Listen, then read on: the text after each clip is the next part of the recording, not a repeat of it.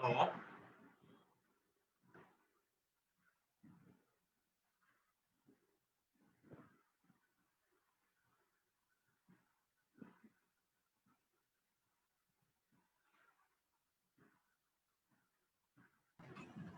Hello,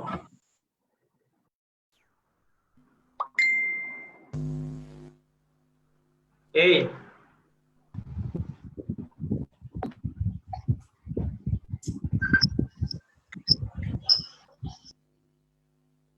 আসসালামু আলাইকুম sir. হ্যাঁ, এই ভিডিওটা অন করতে পারতেছি না, বুঝছো? এটা কিভাবে করে?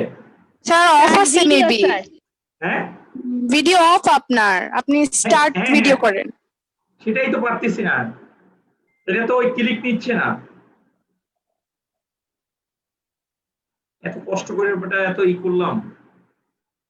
স্যার আপনার ওখানে ভিডিওর অপশন নাই? স্যার আপনি কি হ্যাঁ, মোবাইলে স্টার্ট ক্লাস ভিডিও অপশন আছে, বাট তোমার এটা অফ দেখাচ্ছে। কালকে তো নিজে নিজে ওই এক স্যারের হেল্প নিয়ে করলাম। আসসালামু আলাইকুম স্যার। নতুন অ্যাড হলো স্যার, ভিডিও অফ হয়ে যায়। স্যার হ্যাঁ আপনি কি মোবাইলে ক্লাস নিতেছেন নাকি ল্যাপটপে? ল্যাপটপে করলে নিচে ডান দিকে হ্যাঁ, কি ল্যাপটপে? ল্যাপটপে বলো তো নিচে। ল্যাপটপের তো নিচের বাম দিকে একটা অপশন থাকে, মোর অপশনে গিয়ে যারা হোস্ট হ্যাঁ, থাকে ওদের মোর অপশনে গিয়ে কি করব? আর ওখানে দেখেন স্টার্ট ভিডিও আছে, ওটাতে ক্লিক করুন। মোর স্যার অপশনে নিচে আমি দেখলাম স্টপ লাইভ স্ট্রিম, এটা। ওখানে স্যার ভিডিও স্টার্ট করার একটা অপশন আছে। এটা fail to start the video camera, please select another video বলে বুঝি না। স্যার নতুন আপডেট দিয়েছেন, এই জন্য স্যার কেউ অ্যাড এক সেকেন্ড, আজকে লাইভে নিব, বুঝছো? মানে এটা জুমে নিব, জুম প্লাস লাইভ দুটোই হবে। একটা সেকেন্ড, একটু আমি একটু এক্সপার্ট যে আছে তার একটু ফোন। জুমে স্যার কথা ওইটাই, হ্যাঁ জুমে স্যার কথা আর ওইটাই ক্লাস। স্যার আপনি সাদি স্যারের সাথে কথা বলেন, উনি তো অলওয়েজ নেন জুম প্লাস লাইভ। কে রে? সাদি স্যার? হ্যাঁ, তাকেই ফোন দিচ্ছি।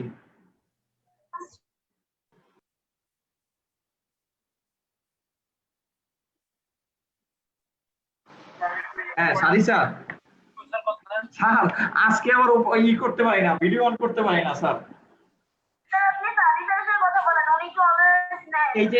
এই যে ক্লাসের মধ্যে এখন কি বাচ্চারা অনেক ক্লাসে জয়েন, বাট এখন ভিডিও অন করতে পারতেছি না। একটু একটু বলেন তো কিভাবে স্যার? ভিডিও মানে ওবিএসটা, তা মিটিং কি ক্যান্সেল করব?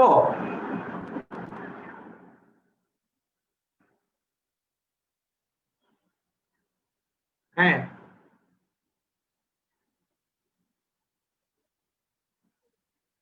হ্যাঁ, কাটা ছিল। হ্যাঁ, ওটাই তো ক্লিক আপনার হয় নাই তখন। ওই যে ওটা তো ক্লিক করলেও হয় না স্যার।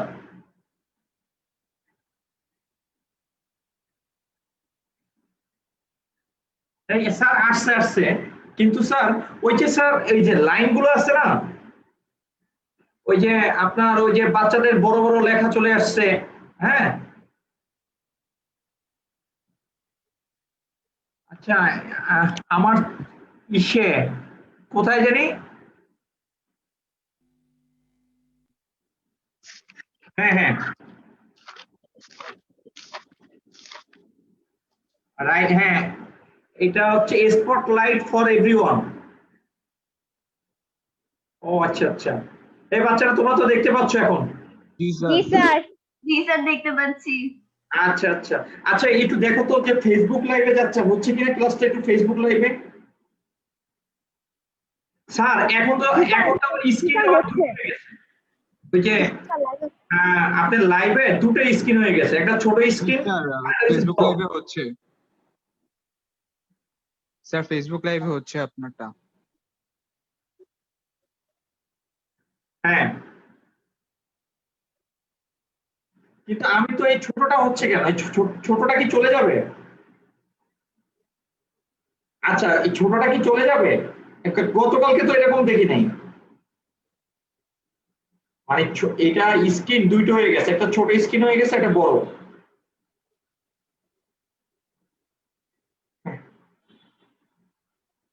হ্যাঁ, কিন্তু গত ক্লাসে তো এরকম হয় নাই।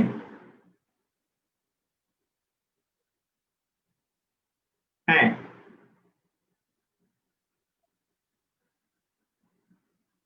না, ওই স্ক্রিনটা একটা বড় স্ক্রিনে আসছে, কিন্তু আপনার, আচ্ছা ওই ছোট স্ক্রিনটা থাকবে। আচ্ছা, হ্যাঁ স্যার,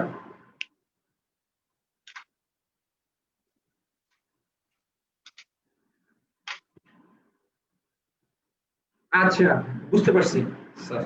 ঠিক আছে স্যার, থ্যাংক ইউ, হয়েছে। ঠিক আছে, ওকে স্যার, থ্যাংক ইউ। এই তোমরা কি লাইভ ফেসবুক লাইভে ক্লাস হচ্ছে ভিডিওটা? স্যার ফেসবুকে তো হচ্ছে। স্যার স্যার অনেকে জয়েন হতে পারতেছে না, একটু জয়েন করে দেন, জয়েন করানো অনেকে হচ্ছে আয়শা। হ্যাঁ হ্যাঁ তবে ফেসবুকে অনেক ডিলে আছে, একই কথা অনেকক্ষণ পর শোনা যাইতেছে। হ্যাঁ, ফেসবুকে তো তোমার কয়েক সেকেন্ডের একটা আছে। আচ্ছা, এটা তো নতুন তো, বুঝছো? জাস্ট আমার তানভীর বলছে মানে 40 মিনিট পর আবার কেটে যাবে, কি বলে? স্যার আপনাদের কলেজে এখনো জুমে ক্লাস শুরু হয়নি? জুমে তো হয়েছে, আমি তো জুমে নেই, বুঝছো, ফাঁকি জুড়ি করছি। স্যার আপনার তো ক্লাস ছিল, আপনি তো আমাদের ক্লাস নিতে আসলেন না জুমে। কবে জানি? স্যার গতকালকে তো ক্লাস গেল, কেমিস্ট্রি ক্লাস ছিল আপনার। আরে টিচার নেই, নিয়মে ছিল, পরে আরেক স্যার আসছিল ক্লাস নিতে। হ্যাঁ একটু গরম টরম হোক, আমরা একটু পরে নেই, এই কারণে। এখন নতুন ক্লাস না, সবাই একটু গরমে আছে, বুঝছো? মাইক্রোফোনটা মিউট করে দাও। এই জন্য চিন্তা করছি যে একটু ক্লাস সারা নিয়ে আমরা একটু পরে আসি। আচ্ছা ঠিক আছে, আমাদের 48 লেকচার। তোমাদের স্পিকার কিন্তু স্যার জুমের মাইক্রোফোনটা একটু মিউট করে দিন। তারটা সবারটা, আপনারটা, হ্যাঁ স্যার আপনারটা না হলে স্যার সাউন্ডটা। আমারটা মিউট করে দিলে কি তুমি শুনতে পাবা? না স্যার, না আপনারটা না, বাকি সবার। স্যার আপনারটা না, বাকি সবারটা। সবারটা মিউট করার কি দরকার আছে? তোমরা মিউট করে রাখো। এটাই তো। হ্যাঁ, আমরা তাহলে mute করে রাখি। তাহলে আবার জুমের দরকার কি? সব যদি মিউটই স্যার হয়, আমরা মিউট করে রাখি। তোমরা তোমাদের প্রয়োজনে যদি নয়েজ এনভায়রনমেন্ট আসে, তাই তুমি তোমারটা মিউট করে রাখো, ঠিক আছে? আর এটা তোমরা তো ছোট বাচ্চা না, যে ছোট ছোট বাচ্চা যে মিউট করো, একটা করো, হ্যাঁ এরকম। একটু দেখি তো ক্যামেরাটা, আমি খুবই এক্সাইটেড এটা নিয়ে, জুমের এই সাদি স্যারের এই জিনিসটা নিয়ে। ওকে, অ্যাডিকশন, আমরা আমাদের কেউ কোনো কথা বলবো না। আমি একটু আগে বলে দিই যে আমি যখন বলবো যে তুমি বুঝতে পারছো কিনা, যারা বুঝতে পারছো তো পারছো, যারা পারো না তারা আগে অ্যান্সার করো যে আমি বুঝতে পারিনি, আর বুঝতে পারলে বলে নিতে হবে। হ্যাঁ, এটা খুবই ভালো হয়েছে এবং লেখাটা অনেক ফাস্ট হয়। এখন দেখো, আমরা মোলারিটি এবং আমরা গত ক্লাসে পিপিএম নিয়ে কথা বলছিলাম, মোলারিটি এবং পিপিএম এর পারস্পরিক রূপান্তর। এর আগেটা কিন্তু করছিলাম মোলারিটি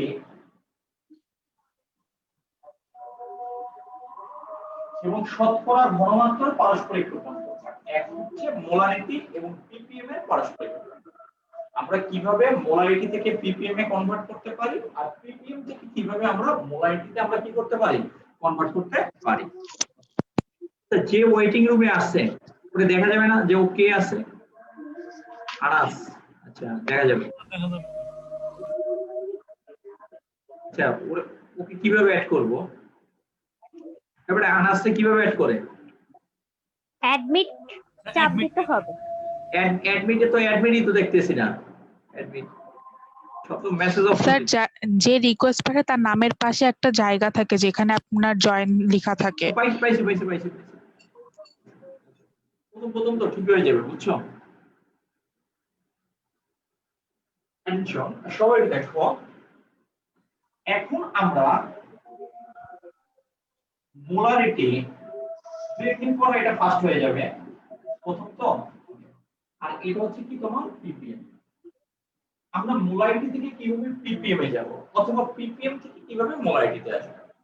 মোলারিটি তোমার একক হচ্ছে মোল পার লিটার, আর পিপিএম এর একক হচ্ছে সমতুল্য একক, যেটাকে আমরা বলছি সেটা হচ্ছে কি তোমার মিলিগ্রাম পার লিটার। আমরা যদি মোল পার লিটারকে দেখো লিটার লিটারে আমরা মোলটাকে যদি মিলিগ্রামে যদি কনভার্ট করতে পারি তাহলে কি হবে মোলারিটিটা ppm এ কনভার্ট হবে, অর্থাৎ মোল পার লিটারটা তখন মিলিগ্রাম পার লিটারে কনভার্ট হয়ে যাবে। তাহলে আমার কি করতে হবে, মোল থেকে যদি আমি ppm এ কনভার্ট করতে চাই তাহলে মোলটাকে মিলিগ্রামে যদি কনভার্ট করতে পারি সেটা ppm ইউনিটে চলে আসবে, আর মিলিগ্রামটাকে যদি মোলে কনভার্ট করতে পারি তাহলে আমার ppmটা কিসে চলে আসবে বলো তো, মোলারিটি। নিচের অংশ কি তোমার পরিবর্তন করার প্রয়োজন নেই, কারণ নিচের এখানেও লিটার আর এখানেও কি আছে বলো তো, লিটার আছে। এখন দেখো মোল থেকে আমি কিভাবে মিলিগ্রামে যাব, মোল থেকে তুমি প্রথমে আণবিক ভর দ্বারা গুণ করবা, আণবিক ভর দ্বারা গুণ।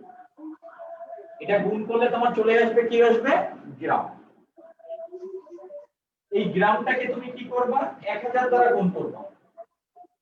আর গ্রাম থেকে মিলিগ্রামে যদি কনভার্ট করতে হয় তখন তাকে 1000 দ্বারা গুণ করতে হয়, তখন এটা কিসে চলে আসবে, মিলিগ্রাম। এখন আমি মিলিগ্রাম থেকে কিভাবে মোলে যাব, এদিক থেকে এদিকে যদি গুণ হয়, এদিক থেকে এদিকে যদি গুণ হয় তাহলে এই ডান দিক থেকে যদি বাম দিকে যায় তাহলে ভাগ। আমি মিলিগ্রাম থেকে গ্রামে যাব কিভাবে, 1000 দ্বারা ভাগ করতে হবে। গ্রাম থেকে মোলে আসবো কিভাবে, আণবিক ভর দ্বারা ভাগ। তার মানে এটাকে আমি যদি সামারি করি, মোল থেকে গ্রামে কনভার্ট হলে আণবিক ভর দ্বারা গুণ একবার মাইকটা অফ করো। হ্যাঁ বলো।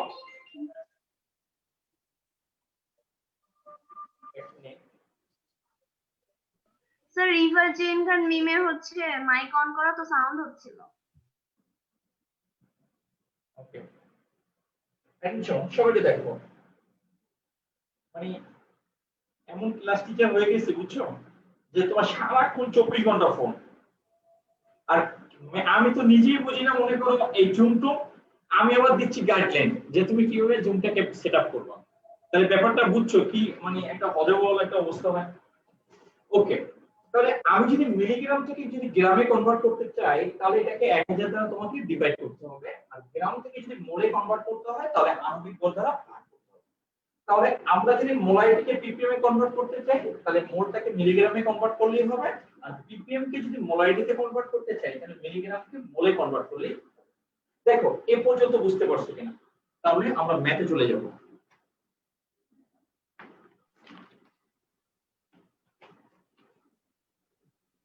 এই বুঝতে পারছো কিনা? জি জি স্যার। স্যার বুঝতে পেরেছি। জি স্যার। ওকে, ঠিক আছে। আচ্ছা, তোমার এই ফেসবুক লাইভের চেয়ে এটা কেমন, ফেসবুক লাইভ প্লাস জুম এটা কেমন? এই সিস্টেমটা স্যার লাইভ বেটার স্যার, লাইভের স্যার সাউন্ড কোয়ালিটি মাচ লাইভে স্যার বেটার, ভালো, সাউন্ড কোয়ালিটি অনেক Live-এ ভালো। বাফারিং হয়। জি স্যার লাইভ ঠিক আছে। কোনটা ভালো, ওই ফেসবুক স্যার লাইভ? লাইভে ঠিক। জি স্যার। কেন জুমে কি বাফারিং হয়? জুমে হেডফোন ইউজ করতে হয়, সুতরাং স্যার মানে মাথায় লাগে। আর আপনার ক্লাসটা তো স্যার 1.5 ঘন্টা ধরে হয় না, তো স্যার এতক্ষণ মানে যদি কানে থাকে তোমার সাউন্ড তো তোমার ইজিলি তোমার শোনা যাওয়ার কথা। না স্যার, ব্যাপারটা হচ্ছে কি আপনার ডিভাইস একটু দূরে, তো ইকো হয় সাউন্ডটা আসলে। ও আচ্ছা, স্যার লাইভের সাউন্ড কোয়ালিটি বহুত ভালো সাথে স্যার, একদম ফ্লুয়েন্ট, একদম ক্লিয়ার স্যার, একদম সব ক্লিয়ার। স্যার লাইভে সাউন্ডটা একটু ক্লিয়ার হওয়ার কারণটা হচ্ছে যে ফেসবুক লাইভে যেটা নেন সেটা আসলে মিডিয়া আচ্ছা হিসেবে আছে। এই আমার কথা শোনো, তোমার এই সাউন্ডও ক্লিয়ার হবে। সবার মাইক্রোফোন হ্যাঁ এটা মিউট করে দাও, তাহলেই ক্লিয়ার চলে আসবে। আর স্যার যখন আমরা কলেজে জুমে ক্লাস করি তখন তো এমন হয় না, আপনার ক্লাসটা একটু প্রবলেম হচ্ছে মনে হচ্ছে, সাউন্ডটা ক্লিয়ার না, একটু কেমন যেন। স্যার জুমে অনেক আমাদের কাছে সুবিধা তো হয়, সবার কমেন্ট করা লাগে না, কমেন্ট করতে অনেক টাইমও ওয়েস্ট হয়। হ্যাঁ, স্যার জিমি তো ভালো মনে হচ্ছে আমার। আচ্ছা ঠিক আছে, আমার কথা শোনো। এই তোমরা সবার মাইক্রোফোনটা হ্যাঁ মিউট করে দাও, যখন তুমি কথা বলবা যে সে তখন মাইক্রোফোনটা অন করো, তাহলেই হবে। আর সবাই যদি মাইক্রোফোন ওপেন করে রাখো তাহলে এই ধরনের বিকট আওয়াজ হবে। ওকে, একটু দেখো, আমরা এখন ম্যাথে আসি। এটা ম্যাথে তুমি দেখো, এটা হচ্ছে 3.2 এটোমোলার সোডিয়াম হাইড্রোক্সাইড সোডিয়াম হাইড্রোক্সাইড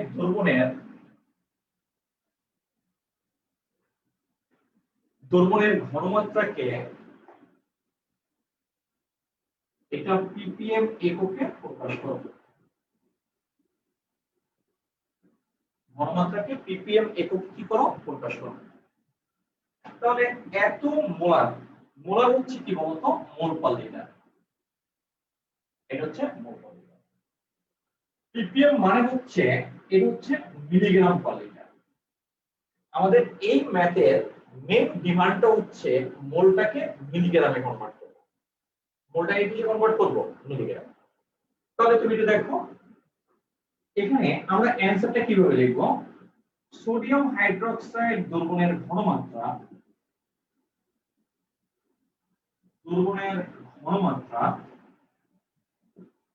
এটা হচ্ছে 3.2 এত মোল পার লিটার। আমরা এই মোল পার লিটারটাকে আমরা মিলিগ্রাম পার লিটারে কনভার্ট করতে চাই। তাহলে তুমি তো দেখো আমাকে প্রথমে এটাকে গ্রামে কনভার্ট করতে হবে, গ্রামটাকে মিলিগ্রামে কনভার্ট করতে হবে। এখন মোলটাকে যদি গ্রামে কনভার্ট করতে চাই তাহলে সোডিয়াম হাইড্রোক্সাইডের আণবিক ভর দ্বারা গুণ করতে হবে।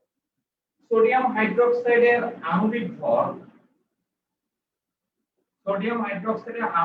কত 40 গ্রাম। 1 মোল সোডিয়াম হাইড্রোক্সাইড কয় গ্রাম 40 গ্রাম। তাহলে এই মানটাকে আমরা যদি 40 দ্বারা যদি মাল্টিপ্লাই করি তখন এই মোলটা কিসে কনভার্ট হয়ে যাবে তোমার গ্রামে কনভার্ট হবে। তাহলে এটা হবে কি গ্রাম পার কি হবে বলতো লিটার হয়ে যাবে। এখন দেখো আমার মেইন টার্গেট হচ্ছে এটাকে গ্রামে রাখা না, এটাকে রাখতে হবে কিসে মিলিগ্রামে। তাহলে এটাকে যদি আমরা মিলিগ্রামে যদি রাখি এটা 3.2 ইনটু কি বলতো 40 ইনটু এটাকে যদি মিলিগ্রামে যদি রাখতে হয় তাহলে গ্রামকে মিলিগ্রামে কনভার্ট করতে হলে এটাকে 1000 দ্বারা মাল্টিপ্লাই করতে হবে। আর 1000 দ্বারা যদি মাল্টিপ্লাই করি তখন এই গ্রামটা মিলিগ্রামে কনভার্ট হয়ে যাবে।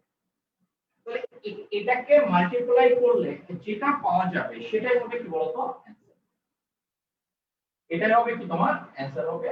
আর এই মিলিগ্রাম পার লিটারকে আমরা বলতে পারি কি, যেহেতু 1 milligram per litre equal to 1 ppm, so সেক্ষেত্রে আমরা বলতে পারি কি এটা ppm। তাহলে এটাকে একটু মাল্টিপ্লাই করি না, এটাকে মাল্টিপ্লাই করলে কত আসে একটু বলো তো। স্যার 128000 128 000 128 000 তার মানে এত ppm। এটাই হবে অ্যানসার। তোমাদের কিসের সাউন্ড কি অনেক কোনো নয়েজি টয়েজ এরকম আসে নাকি ঠিক আছে এখন? ঠিক আছে স্যার। আচ্ছা ঠিক আছে ওকে। তোমাদের সবার মাইক্রোফোনটা অফ রাখলেই হবে। যখন কথা বলবা যে তখন সে তার মাইক্রোফোনটা অন করবে। আবার একবারে বোবা হয়ে যায় না, তাই তো জুম মানে ইউজ করে কোনো লাভ নেই। ওকে এটা একটু উঠাই নাও।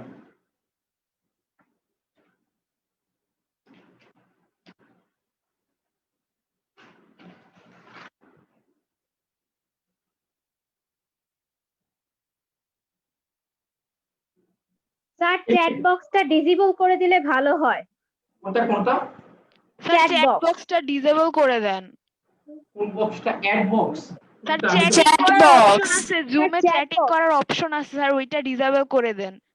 কারা যেন চ্যাট করতেছে স্যার, বারবার ডিস্টার্ব হচ্ছে। অনলি হোস্ট দিয়ে দেন, তাহলে শুধু আপনার সাথেই করা যাবে, তাহলে এটা ভালো হবে। আপনাকে জি স্যার বলতে পারবো বুঝার পর। আপনাকে পাঠানো যাবে।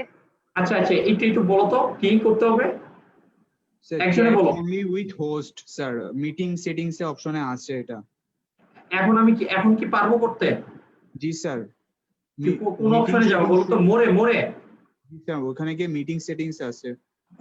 কোথায় একটু বলো স্যার। মিটিং সেটিংসটা কোথায় সেটাই তো পাচ্ছি না।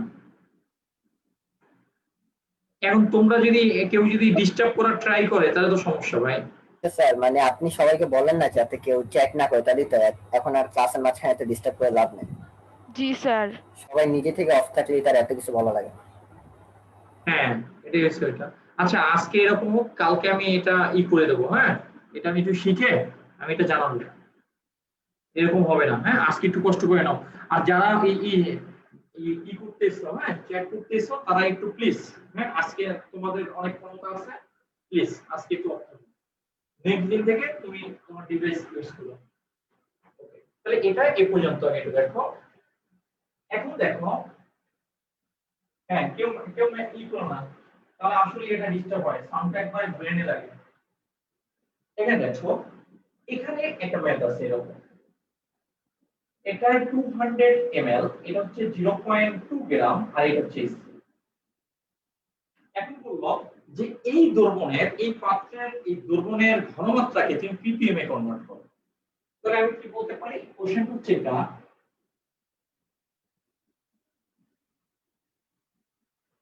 পাত্রের দ্রবণটির ঘনমাত্রাকে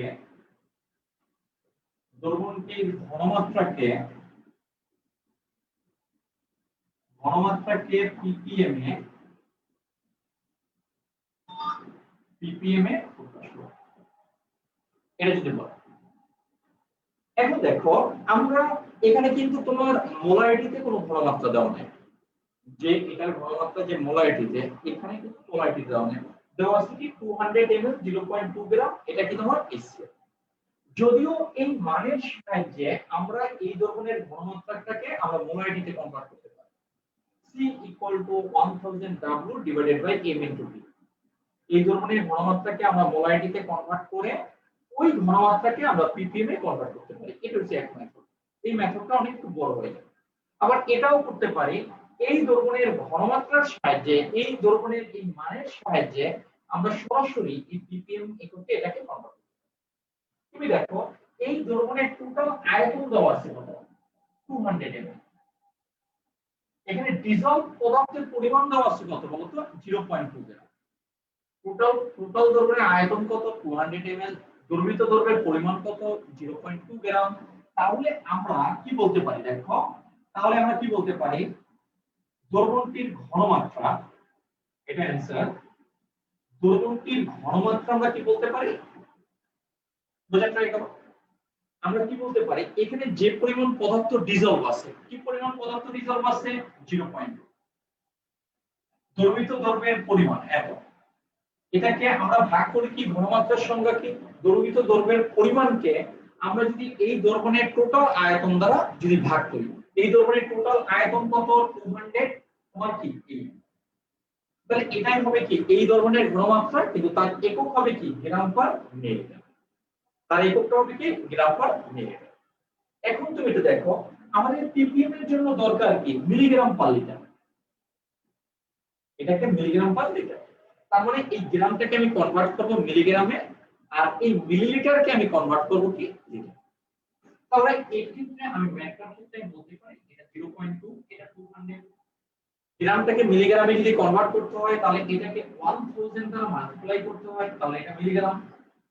মিলিলিটারকে যদি লিটারে যদি কনভার্ট করতে হয়, তাহলে 1000 দ্বারা ডিভাইড করতে হয়, 1000 দ্বারা তোমার এটাকে কি করতে হবে, ভাগ করতে হবে। তাহলে এটাকে 1000 দ্বারা আমরা যদি ভাগ করি, তুমি একটু বোঝার ট্রাই করো, এটাকে 1000 দ্বারা ভাগ করতে হবে। মিলিলিটারটা আসলে কোথায় আছে, লবে আছে নাকি হরে আছে, হরে আছে।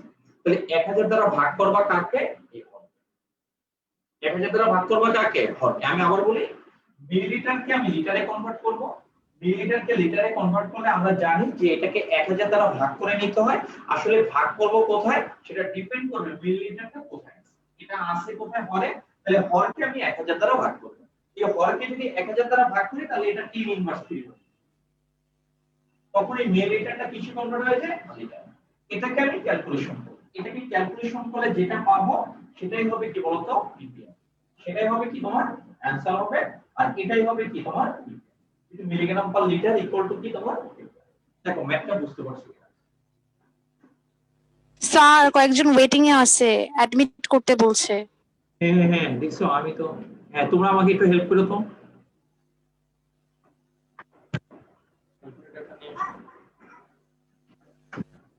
অ্যানসার হবে 1 × 10⁻³ হ্যাঁ কত ভ্যালু আসছে কত, স্যার 10⁻³ তোমার সাউন্ড এত কম আসে কেন, স্যার 10⁻³ শুধু 10⁻³ yes স্যার। এই আরেকজনের ক্যালকুলেশন করো তো। স্যার 1000 আছে না, 1000 আসছে। স্যার আমারও 1000 আসছে। 1000 স্যার। 1000 এ হচ্ছে 1000। ওকে তানভীর, পড়ালেখা তো করতে করতে এত সিরিয়াস হয়ে গেছো, আজকে যদি 40 মিনিটে যদি লাইন না কেটে যায় তাহলে কিন্তু তোমার খবর আছে। তুমি বলছো 40 মিনিটে এটা লাইন কেটে যাবে।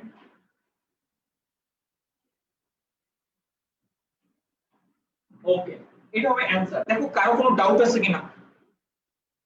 নেই sir. No doubt sir. Okay admission. Sir আমাদের কি 40 মিনিট পর কেটে যাবে? আর এটা কি কাটবে কেন? তাহলে আমি তো কাটে না স্যার, তো হচ্ছে 1.5 ঘন্টা ক্লাস নাই টানায়। পেইড ভার্সন নিস না, পেইড ভার্সন নিলে কাটবে না। আরে কোনো লাইসেন্স মেসেজ নাই, বাট লাইসেন্স ছাড়াই সবকিছু। এটা একটা সিস্টেম আছে, পে করলে আর কাটে না 40 মিনিট পর। 40 মিনিটের বেশি হলে স্যার পে করতে হয়। আচ্ছা ঠিক আছে, দেখা যাক লাইন কাটলে খবর আছে। ওকে আমরা একটু দেখি, এখানে একটা ধরুন আছে 10%, এটা মনে করো W/V, এটা হচ্ছে H2SO4 দ্রবণ। এই দ্রবণের আয়তন হচ্ছে 500।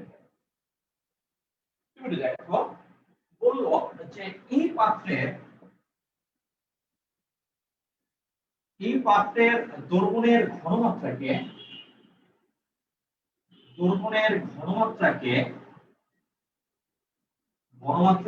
ppm এককে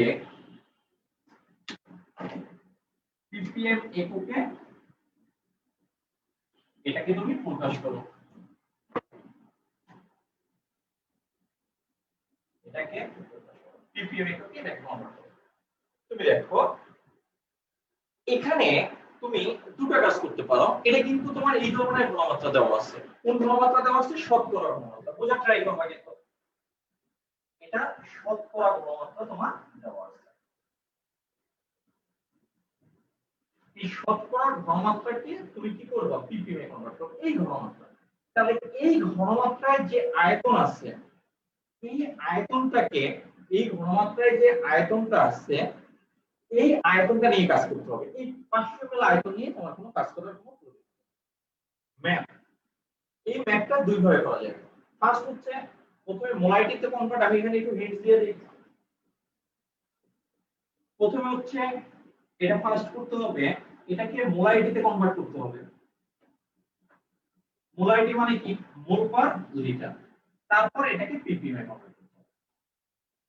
আর সেকেন্ড টেকনিক হচ্ছে, এটা হচ্ছে সেকেন্ড টেকনিক হচ্ছে তোমার 10% W/V, 10% W/V, এটা থেকে সরাসরি আমরা কি করব? ppm নিতে হবে। এই দুই, আমি দুই মেথডটাই দেখাবো। যখন তোমাকে একটা দ্রবণের ঘনমাত্রা দেওয়া থাকবে, তখন ওই দ্রবণের ঘনমাত্রাকে যখন অন্য ঘনমাত্রায় যখন কনভার্ট করবা, তখন তুমি কি করবা? এই দ্রবণের এখানে যে আয়তন আছে, এই আয়তনটা নিয়ে কাজ করতে হবে। তুমি দেখো এর আগের ম্যাথে কিন্তু আমাদের এরকম ছিল 200 ml 0.2 গ্রাম, এরকম একটা কথা ছিল। তাহলে একটু দেখো এখানে কিন্তু ঘনমাত্রা নাই, এই কারণে এই আয়তনটা নিয়ে কাজ করতে হবে। বাট এই দ্রবণে কিন্তু ঘনমাত্রা আছে, 10% W/V আছে।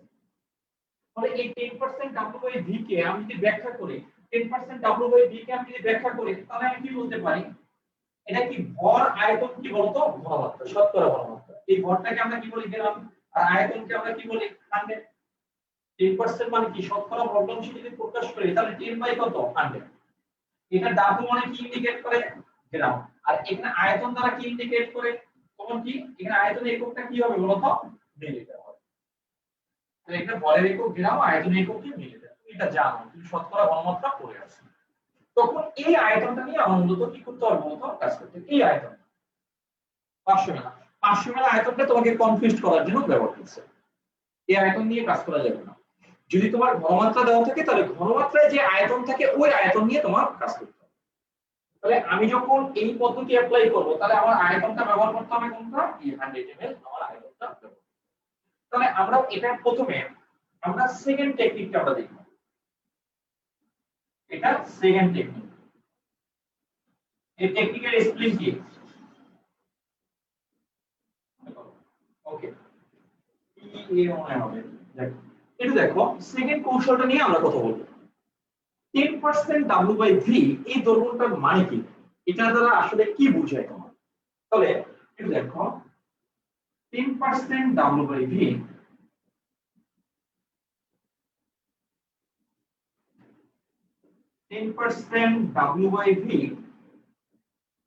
H2SO4 দৈর্ঘ্য অর্থাৎ 100 ml দ্রবণে 3 গ্রাম H2SO4 দ্রবীভূত আছে। এটা দ্রবীভূত 3 গ্রাম H2SO4। তাহলে এখানে ডিজলভ পদার্থের পরিমাণ কত? 10 গ্রাম।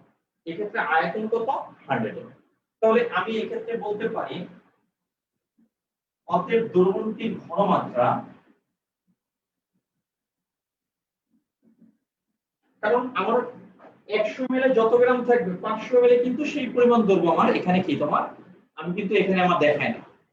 আমি কেন এই আয়তনটা নিয়ে কাজ করব না, কেন আমি এই 500 ml আয়তনটা নিয়ে আমি কেন কাজ করব? কারণ 10% W/V মানে হচ্ছে কি 100 ml দৈর্ঘ্যে 10 গ্রাম ডিজলভ আছে। আমি যখন 10 গ্রাম ব্যবহার করব তখন আয়তন ব্যবহার করতে হবে কত? 100 ml।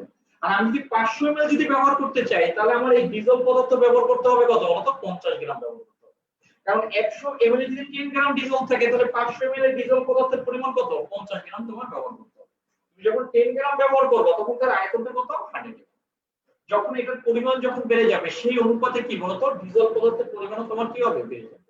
এজন্য তুমি যখন 10 গ্রাম ব্যবহার করবে তখন এই আয়তন ব্যবহার করবে। আর যদি 500 ml যদি ব্যবহার করতে চাও তাহলে তোমার ডিজলভ অ্যামাউন্ট ব্যবহার করতে হবে কত? 50 গ্রাম ব্যবহার। ওকে, তাহলে এখানে দ্রবণটির ঘনমাত্রা কত?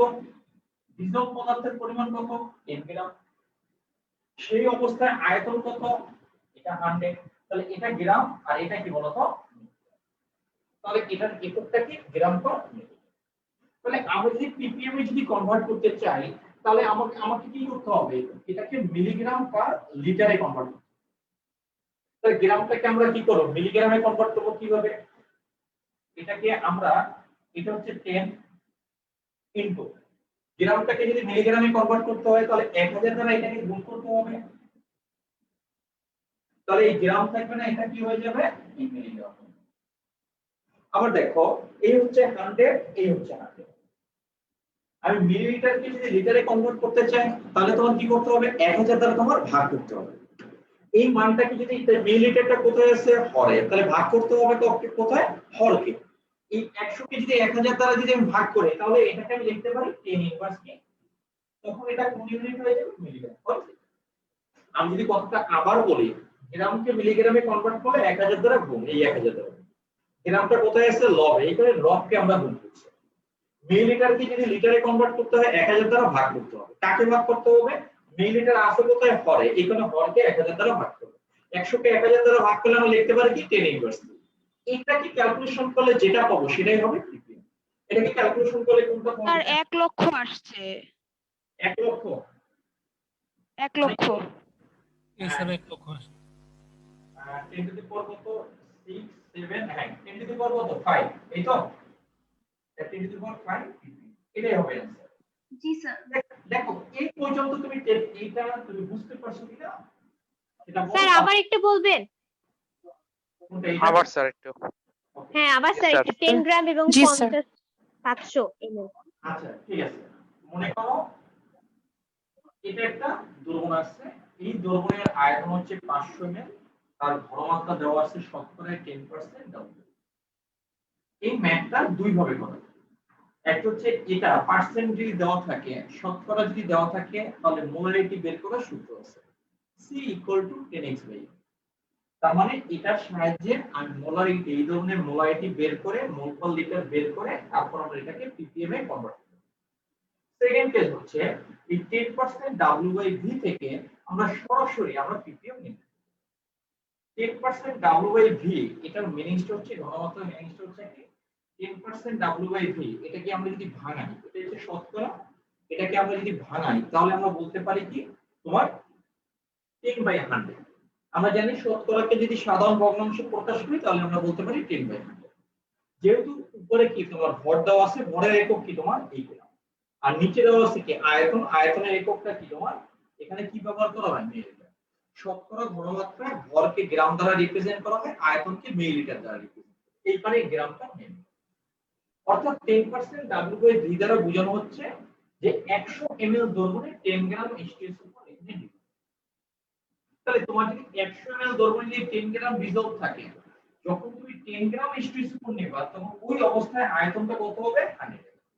এখন তুমি বলতে পারো স্যার এই 500 ml এর কাছে 500 ml কি 100 ml এ যদি তোমার ডিজলভ থাকে কত 10 গ্রাম, তাহলে 1 ml এ কত গ্রাম থাকে 10 বাই কত 100, অতএব কত 500 ml এ কি তোমার ডিজলভ থাকে কত 10 ইনটু 500 ডিভাইডেড কত 100। তার মানে এটা কাটাকাটি গেলে এখানে কত আসবে 50 গ্রাম। অর্থাৎ তুমি যখন এই আয়তনটা নিয়ে কাজ করবা তখন তোমার ডিজলভ অ্যামাউন্ট দেখাতে হবে কত 50। তুমি যদি 500 ml যদি 50 গ্রাম থাকে তাহলে তার ঘনমাত্রা কত, ডিজলভ পদার্থের পরিমাণ কত 50, সেই অবস্থায় আয়তন আমরা ধরছি কত 500, তখন এটা হয়ে যায় কত 500 বাই কত হয়ে যায় বলতো এত গ্রাম পার কি হবে, এটা হয়ে যায় ব্যাপারটা। তুমি তো দেখো আমরা যদি এই জিনিসটাকে যদি তুমি দেখো কাটাকাটি করো 0 0, এটা 5 আর 50 কাটাকাটি করলে এখানে হয়ে যায় কত 1/10। আবার তুমি দেখো 10/100 কাটাকাটি করো 0 0, তাহলে এটা হয়ে যায় কত 1/10। অর্থাৎ তুমি যদি 10 গ্রামের জন্য 100 ml যদি কনসিডার করে তুমি যদি ক্যালকুলেশন করো যে মান আসবে, আর যখন তুমি 500 ml এর জন্য যখন কনসিডার করবা 100 ml এর জন্য যদি কনসিডার করো তাহলে তুমি 10 গ্রাম নিয়ে ক্যালকুলেশন করতে হবে, আর 500 ml এর জন্য যদি কনসিডার করো তাহলে কি তোমার 50 গ্রাম ডিজেল পদার্থ ধরে ক্যালকুলেশন করতে হবে। তখন লিখতে হবে রেশিওটা 50/500। আর 10 গ্রামের জন্য যদি তখন 10 গ্রামের ক্ষেত্রে আয়তন কত 100, তখন করতে হবে কত 10/100।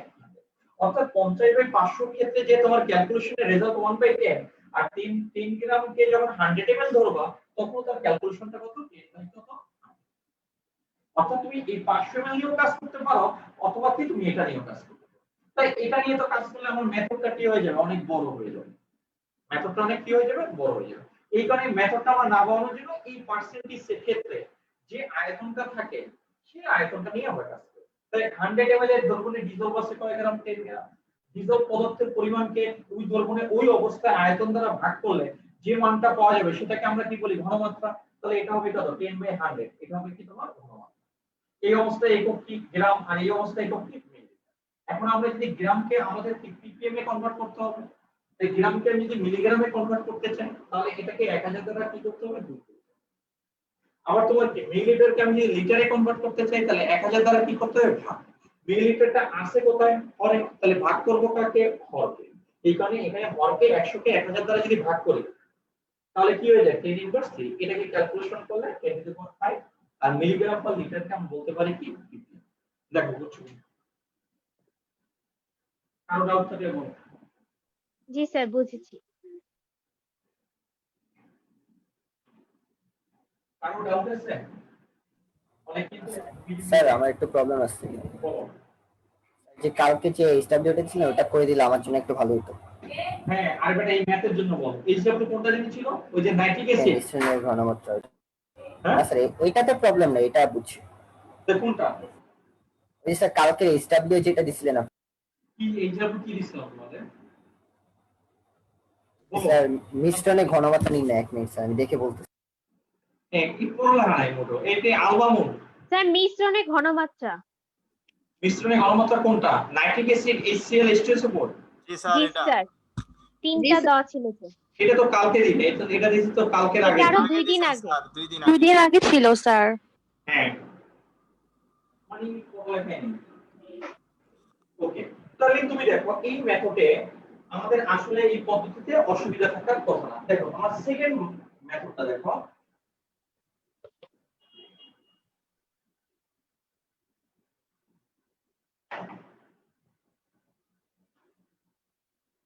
এখানে আমরা এই দ্বিতীয় পদ্ধতি অ্যাপ্লাই করি সেকেন্ড কেস। এখন দেখো তাহলে আমরা এখানে কি করব, এটা আমরা ফার্স্ট কেসের ক্ষেত্রে, আমরা সেকেন্ড কেস প্রথম ব্যাখ্যা করছি। ফার্স্ট কেসের ক্ষেত্রে দেখো আমরা এই ধরনের ঘনমাত্রাকে মোলারিটিতে কনভার্ট করব। দেখো আছে পার্সেন্ট থেকে মোলারিটিতে গেলে আমরা কি করতে পারি, আমরা জানি আমরা জানি c ইকুয়াল টু 10x। তুমি দেখো এখানে x দ্বারা কাকে ইন্ডিকেট করছে 10 গ্রাম। আমরা জানি দ্রব্যের শতকরা পরিমাণ কি, এখানে দ্রব্যের শতকরা পরিমাণ কত 10 গ্রাম। m দ্বারা কি আণবিক ভর, এটা আণবিক ভর, এটা কত হবে 98। আণবিক ভরে কিন্তু একক না, যখন গ্রাম আণবিক ভর লিখবা তখন 98 গ্রাম।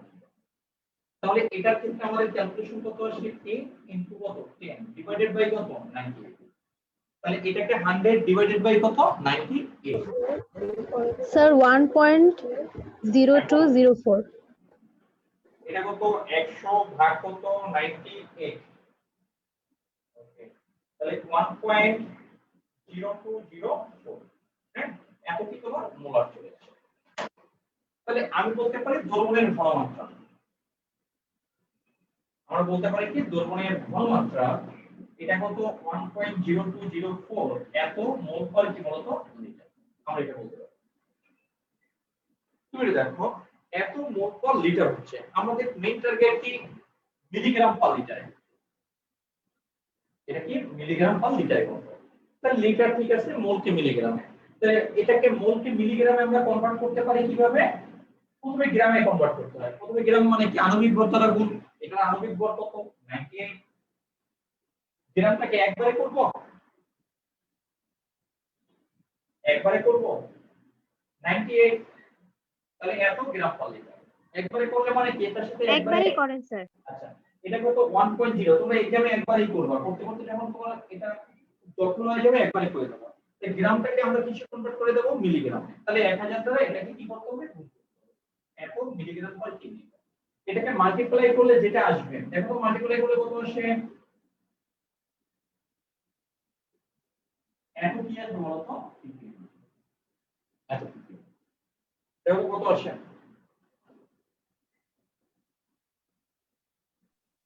স্যার সেম আসে। সেম তো আসারই কথা, হ্যাঁ 10 টু দি পাওয়ার কত 5, 10 টু দি পাওয়ার 5 এই নট অ্যানসার। স্যার 5 কত 1 লক্ষ, ঠিক আছে 5টা 9 আসে, আলাদা আসে, এটা হয় না। এই না হয় না। স্যার 5টা আমি 9.2। বলি পয়েন্টের মানের কারণে এমন হচ্ছে, দশমিকের পরের মানের কারণে এক একজনের এক একটা আসছে। আচ্ছা আমার কথা বোঝার ট্রাই করো, তুমি একটু একটু দেখো, আমি একটু বলি, আমার কথা একটু শোনার ট্রাই করো। এটাকে 100 দ্বারা গুণ করার পর, এটাকে 98 দ্বারা ভাগ করার পর যে পুরো মানটা আসবে ইনফিনিটি যেটা মান আসে, ওই মানের সাথে তুমি 98 গুণ করে 1000 গুণ করে দাও, তাহলে দেখবা একবারে এই 10 টু দি পাওয়ার 5 একবার পারফেক্টলি চলে যাবে। আর তুমি যদি এই মানটা দিয়ে যদি গুণ করো তাহলে মানে অল্প সামান্য তোমার কি আসবে ভেরিয়েশন আসবে, সেই মানটা কি তোমার দেখার বিষয়, ভেরিয়েশনটা সামান্য যদি আসে। তুমি তো এখানে পৌনঃপুনিক পর্যন্ত মান লিখতে হবে না, একদিন একটু ক্যালকুলেশন করে দেখো 100 ভাগ 98 দিলে আসে স্যার, আসে কি স্যার আসে, স্যার পুরোটা নিলে আসে। স্যার পুরোটা আমাদের নিলে আসে। তোমার স্যার শুধু 99 আসে, আর পুরোটা দিলে ঠিক আছে স্যার। ঠিক মতো চলে আসবে, হ্যাঁ এখন পুরোটা দিলে ঠিক আছে। আচ্ছা ঠিক আছে, ওই অ্যানসারের সাথে তোমার মিলানোর কোনো দরকার নেই, ওই অ্যানসারের সাথে তোমার মিলানোর কোনো দরকার নেই যে আসলে কোনটা হবে। টিচার দেখবে এই ক্যালকুলেশন 100 বাই এত 98, ঠিক আছে, অন্তত দশমিকের পর কমপক্ষে 3 ডিজিট নেব, দশমিকের পর 3 ডিজিট নেব, তারপর এটাকে কি করবা তুমি তোমার অনুসারে ক্যালকুলেশন করে যে মানটা আসবে ওই মানটাই বসাই দেবা। এখন তোমার যদি 99 আসে ওটাকে জোর করে যদি 10 টু দি পাওয়ার 5 দাও, টিচার কিন্তু ওই ক্যালকুলেশনের উপর একটা কোশ্চেন মার্ক দিয়ে রাখবে যে এটা আসলে কিভাবে হচ্ছে, টিচারের ডাউট থাকে যে তুমি অন্য কারো কাছ থেকে দেখে দেখো কোন মেথডে তুমি বুঝতে পারছো কিনা সেটা আমাকে একটু বলো। জি স্যার বুঝতে পারছি।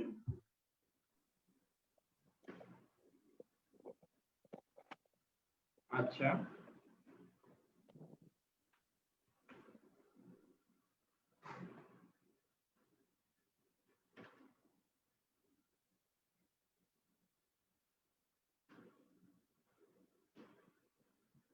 এখানে দেখো, এখন দেখো তোমাকে টিচার পিপিএম এর পরিবর্তে পিপিবি করতে দিতে পারে অথবা পিপিটি তৈরি করতে বলতে পারে, হ্যাঁ আগে দেখো এটা হচ্ছে আমরা যদি পরের ম্যাথটা করি, 1.53 গ্রাম পার মিলিলিটার।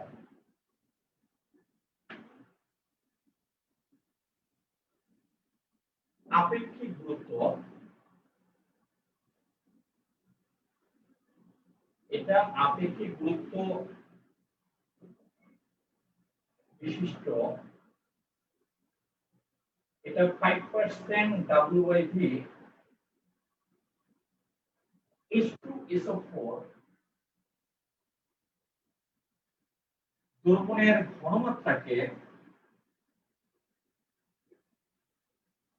এটা ঘনমাত্রাকে এক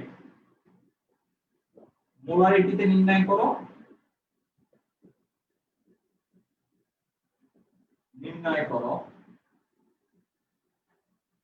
দুই ppm, ppb এবং ppt, মিলিয়ন, বিলিয়ন, ট্রিলিয়ন, হ্যাঁ, নির্ণয় করো।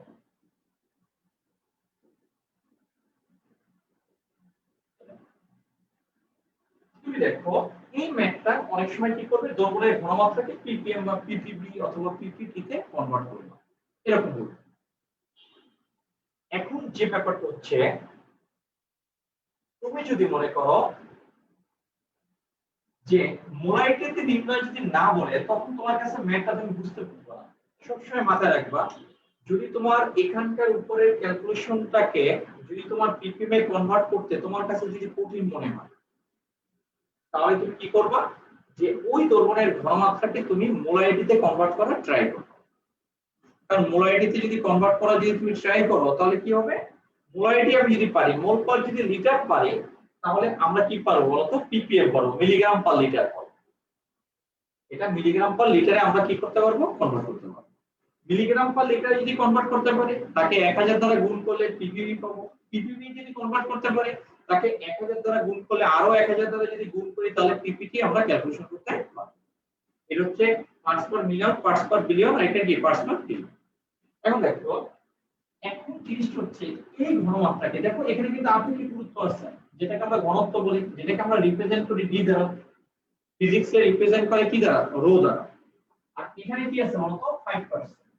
এটা কি তোমার দ্রবণের ঘনমাত্রা কি আছে, শতকরায় দেওয়া আছে, তার মানে এখানে কি x এর ভ্যালু দেওয়া।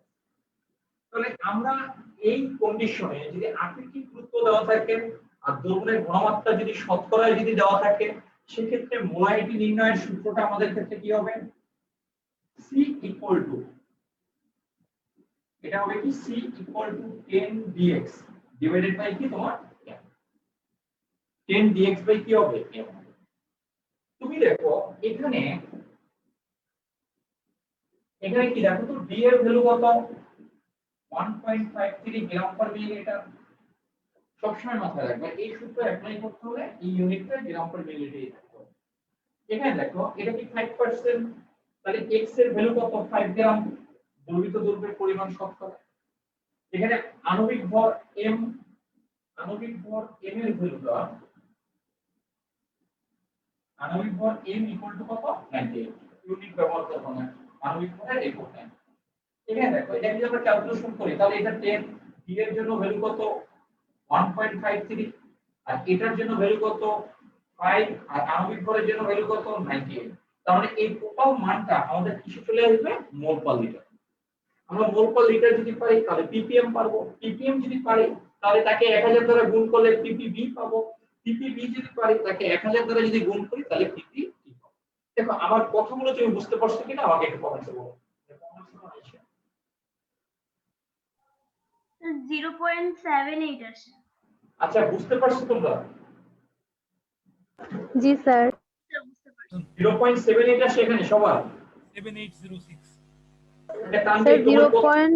তোমার কথা বোঝা যায় না কেন? 0.7806 0.7806।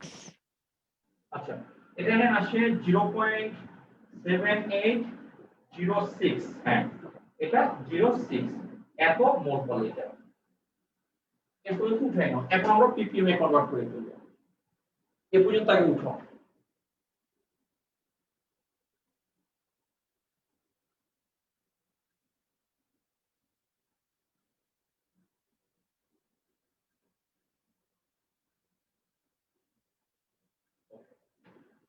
তুমি এটা দেখো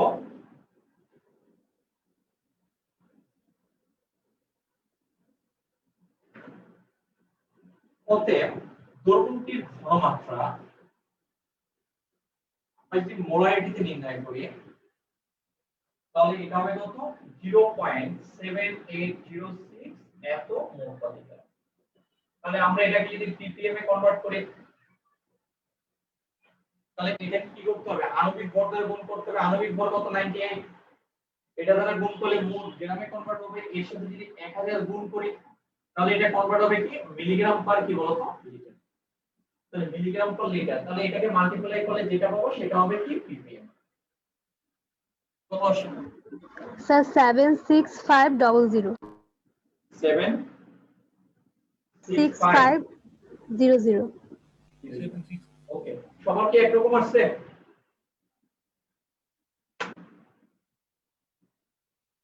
ওই মগা বাচ্চারা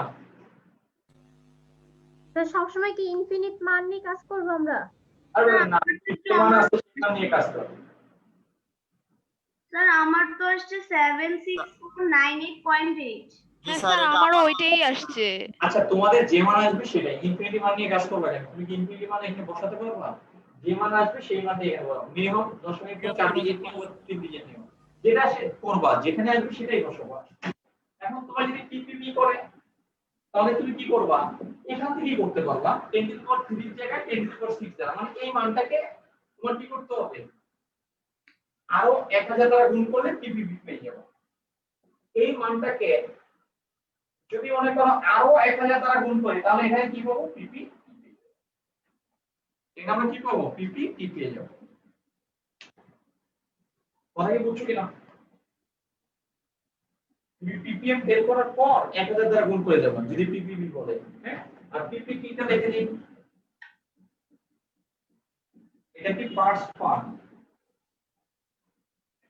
এটা মিলিগ্রাম, এটা হচ্ছে পার্টস পার। ওকে, কারো কোনো ডাউট আছে কিনা? 10 টু দি পাওয়ার 6 হওয়ার কথা না?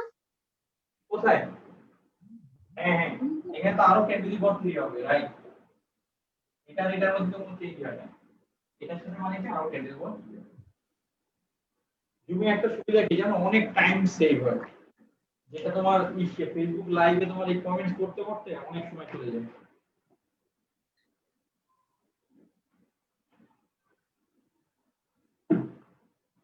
ওকে, দেখো তুমি বুঝতে পারছো কিনা? বুঝেছি স্যার। এই কারো কোনো ডাউট আছে? No sir.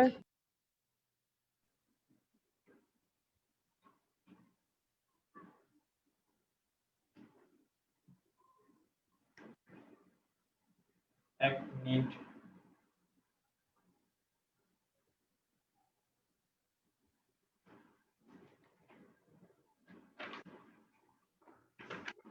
এখানে দেখো এখন আমরা দেখব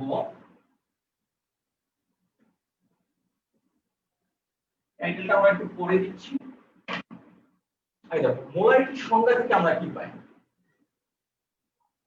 C ইকুয়াল টু, দেখো এটা অনেকগুলো ইকুয়েশন, এটা n/v ইকুয়াল টু, এটাকে আমরা লিখছি Wm * v,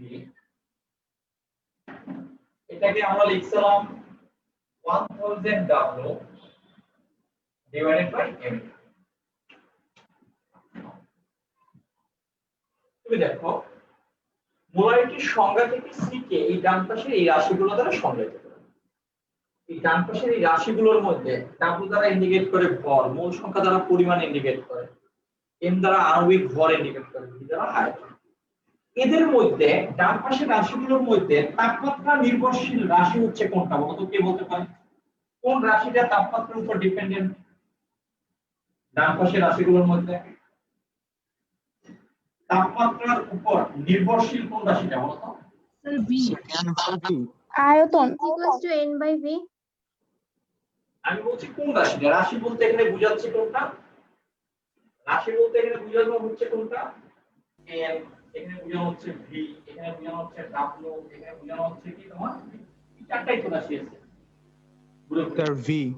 এই v রাশিটা তাপমাত্রার উপর p এন মানে পরিমাণ, পরিমাণ কখনো তাপমাত্রার উপর নির্ভর করে না।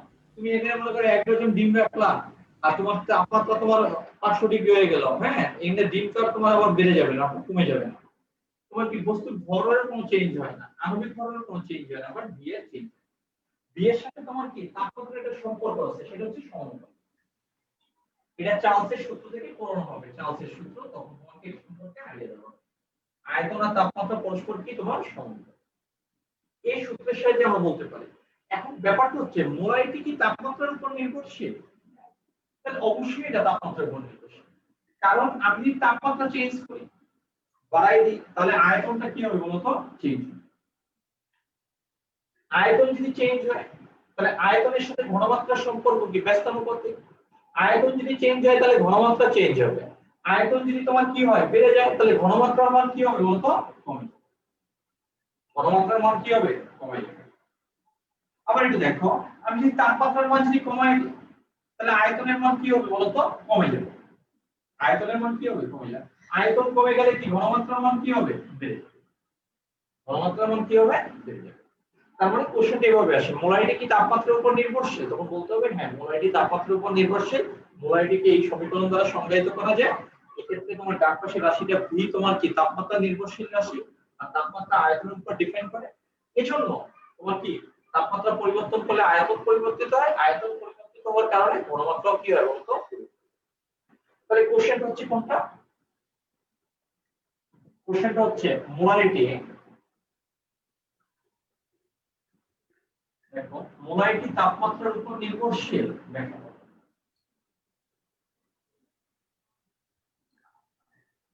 উপর নির্ভরশীল ব্যাখ্যা করো। 2 মার্কের জন্য অনেক ভালো কোশ্চেন এটা, ব্যাখ্যা ক্লিয়ার।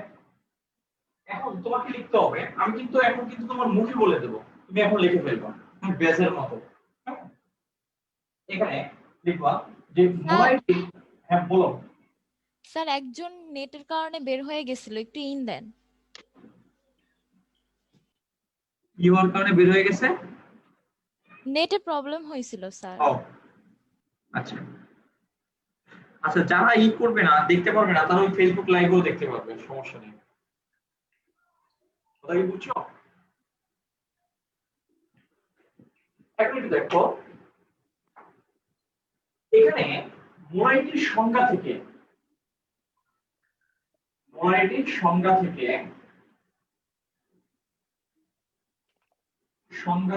আমরা জানি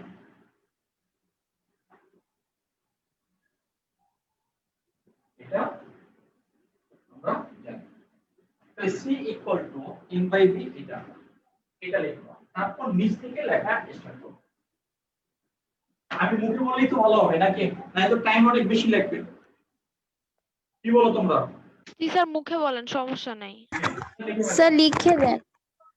লিখতে তো অনেক টাইম চলে যাবে, বুঝো না কেন? লিখলে আমার কোনো সমস্যা নাই তো, তোমার একটা চ্যাপ্টার শেষ হতে 4-5 মাস সময় লেগে যায় তখন, হ্যাঁ, তোমার টাইম ঠিক করলে তো সমস্যা নাই, কিন্তু একটু আস্তে বলেন তাহলে সবাই বুঝতে পারবে। হ্যাঁ, আরে ভাই ব্যাসে যেভাবে পড়ো সেভাবেই বলবো আস্তে আস্তে। কি নাম তোমার? নামটা কি? এই মেয়ে সুরাইয়া সাবরিন? জি স্যার। হ্যাঁ, বুঝতে পারছি। ওকে, এখন লেখো 1 নং সমীকরণ নে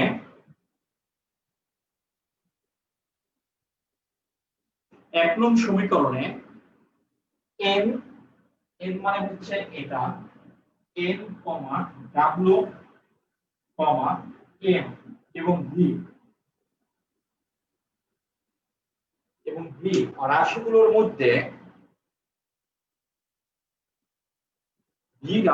মধ্যে শুধুমাত্র v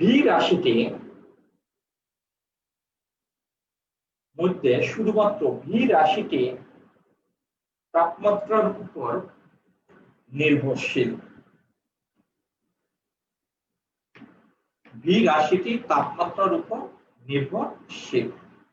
তারপর একটু প্যারা করে লেখো। আবার স্থির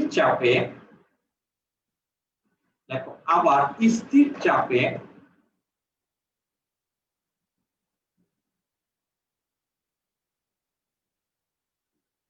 স্থির চাপে আয়তন,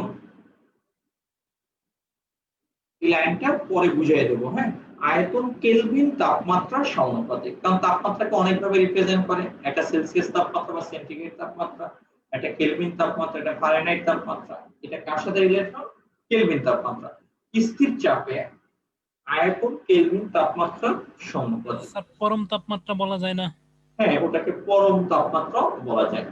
হ্যাঁ, এই পরম জিনিসটার সাথে তো অনেকে পরিচিত না, এইখানে পরমটা কেন এখানে ব্যবহার করা হয় এই জিনিসগুলো তোমাকে না বলে আমি বলতে যাচ্ছিলাম না। হ্যাঁ, লেখো কেলভিন তাপমাত্রার সমানুপাতিক। তারপর নিচে লেখো অর্থাৎ, বা ওটার সাথেই লেখো দেখো সমানুপাতিক, অর্থাৎ তাপমাত্রা পরিবর্তন করলে, অর্থাৎ তাপমাত্রা পরিবর্তন করলে আয়তন, তাপমাত্রা পরিবর্তন করলে আয়তন পরিবর্তিত হয়। আয়তন, তাপমাত্রা পরিবর্তন করলে আয়তন পরিবর্তিত হয়। সেক্ষেত্রে 1 নং সমীকরণ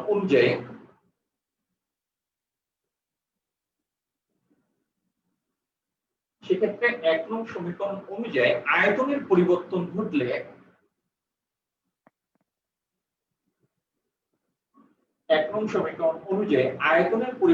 ঘটলে, দ্রবণের ঘনমাত্রা অর্থাৎ মোলারিটি, দ্রবণের ঘনমাত্রা কেটে দাও, কারণ ঘনমাত্রা সব ঘনমাত্রা আয়তনের তাপমাত্রার উপর ডিপেন্ডেন্ট না। দেখো সেক্ষেত্রে তোমার 1 নং সমীকরণ অনুযায়ী আয়তনের পরিবর্তন ঘটলে দ্রবণের মোলারিটির ঘনমাত্রা কেটে মোলারিটি লেখো। দ্রবণের মোলারিটির পরিবর্তন,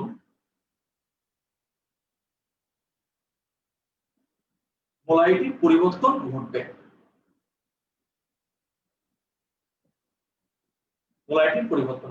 এজন্য বলা যায় মোলারিটি তাপমাত্রার উপর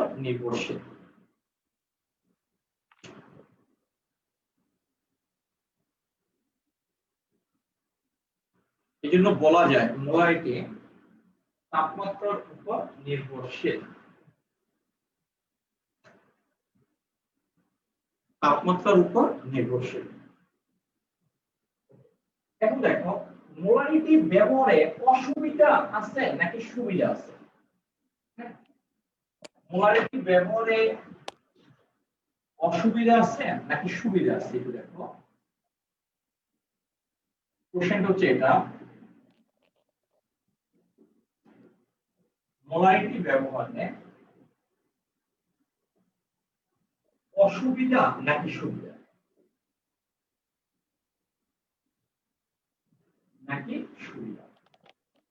একটু দেখো এখানে একটা দ্রবণ আছে, এই দ্রবণের ঘনমাত্রা আমি ধরে নিলাম 0.5 তোমার। এটা মনে করো এটা ঢাকা শহরে মিরপুর ক্যান্টনমেন্ট কলেজের ল্যাবে, এমসিপিসি ল্যাবে এই দ্রবণটা, এই দ্রবণটা তোমার তৈরি করা।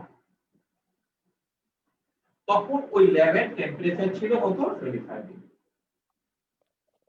মনে করো ওখানে এসি নাই বা ওই ধরনের ব্যবস্থা নাই। হ্যাঁ, একটা নির্দিষ্ট টেম্পারেচার, এমন ল্যাবগুলো সব একটা ফিক্সড একটা টেম্পারেচার থাকে, বাট আমাদের কলেজগুলোর ল্যাবে তো আর তোমার ওরকম নাই যে সবকিছু এসি এসি আকারে থাকে, একটা নির্দিষ্ট টেম্পারেচার বজায় রাখে। তো না 25 ডিগ্রি সেলসিয়াস।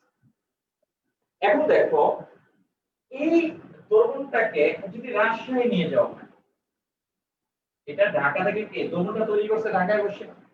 এটা নিয়ে যাচ্ছে কোথায়? রাজশাহীতে। যদি রাজশাহীতে তোমার নিয়ে যাওয়া হয় তখন দেখা গেছে রাজশাহী ল্যাবে তোমার টেম্পারেচার হচ্ছে 35 ডিগ্রি সেলসিয়াস। ওই ল্যাবে নিচে টেম্পারেচার হচ্ছে কি 35 ডিগ্রি। তো তোমার কি টেম্পারেচার যদি বেড়ে যায় তাহলে কি হবে বলতো? আয়তন কি হবে? বেড়ে যাবে। যেহেতু আয়তন আর টেম্পারেচার কি বলতো? সমানুপাতিক। আয়তন আর টেম্পারেচার কি তোমার সমানুপাতিক। টেম্পারেচার যদি বেড়ে যায় আয়তন বেড়ে যাবে, আয়তন যদি বেড়ে যায় তাহলে ঘনমাত্রা কি হবে বলতো? তখন ওই দ্রবণের ঘনমাত্রা তোমার কি 0.5 এর চেয়ে কি হবে বলতো? কম হবে। হয়তো ধরে নাও এটা হয়ে গেছে কত? 0. কত? 4। এটা আমরা কি করছি বলো তো, আমরা তো জানি না, এটা ক্যালকুলেশন করে তখন আবার বের করতে হবে যে এটার ঘনমাত্রাটা কত। এখন দেখো তুমি যখন ক্যালকুলেশন করবা এই দ্রবণটা নিয়ে যখন কাজ করবা, এই দ্রবণটা নিয়ে যখন তুমি কাজ করবো, আমারটা HCl এর সাথে, এটা মনে করো HCl আছে, এই দ্রবণটা সোডিয়াম হাইড্রোক্সাইডের সাথে বিক্রিয়া করবে, তোমার কাছে মনে হবে কি, তুমি থিওরিটিক্যাল তোমার এখানে কি লেভেলিং লাগানো থাকে 0.5 মোলার, এটা ঢাকা থেকে তোমার মনে করো রাজশাহীতে আনা হয়েছে ল্যাবে, ওখানেও লেখা আছে 0.5 মোলার। তুমি আসলে থিওরিটিক্যাল তাত্ত্বিকভাবে তুমি কত মান ক্যালকুলেশন নিয়ে কাজ করবে 0.5 মোলার, কারণ তুমি এখানে কি তোমার বিকারে অথবা তোমার ওই বোতলে তোমার এখানে কি লাগানো থাকবে, লেভেলিং লাগানো থাকবে কত 0.5 মোলারের, কিন্তু আসলে এক্সপেক্টেড তোমার এখানে ভ্যালু, তোমার এক্সপেরিমেন্টাল যে ভ্যালুটা আছে সেটা আসলে কত বলতো 0.4। এটা কি পরীক্ষালব্ধ, তুমি যদি এক্সপেরিমেন্ট করো এটা নিয়ে যে আসলে এটার ঘনমাত্রা কত, তখন দেখা যায় এর পরীক্ষালব্ধ মান কত আসে, পরীক্ষালব্ধ মান আসে কত বলতো 0. কত বলতো 4 মোলার। এটার পরীক্ষালব্ধ মান আসছে 0.4। কিন্তু তুমি যখন লেভেলিংটা দেখছো, তুমি লেভেলিং এ দেখতেছো কত, এটা তো তুমি ক্যালকুলেশন করবে না, এই ধরনের টেস্ট করবে না যে এই ধরনের ঘনমাত্রা কত আছে, তখন তুমি লেভেলিং লাগাই দেখতেছো কত, এটা আসলে মান কত আছে, যে মানটা লেভেলিং এ লাগানো আছে ওই মানটাকে আমরা কি বলি তাত্ত্বিক মান।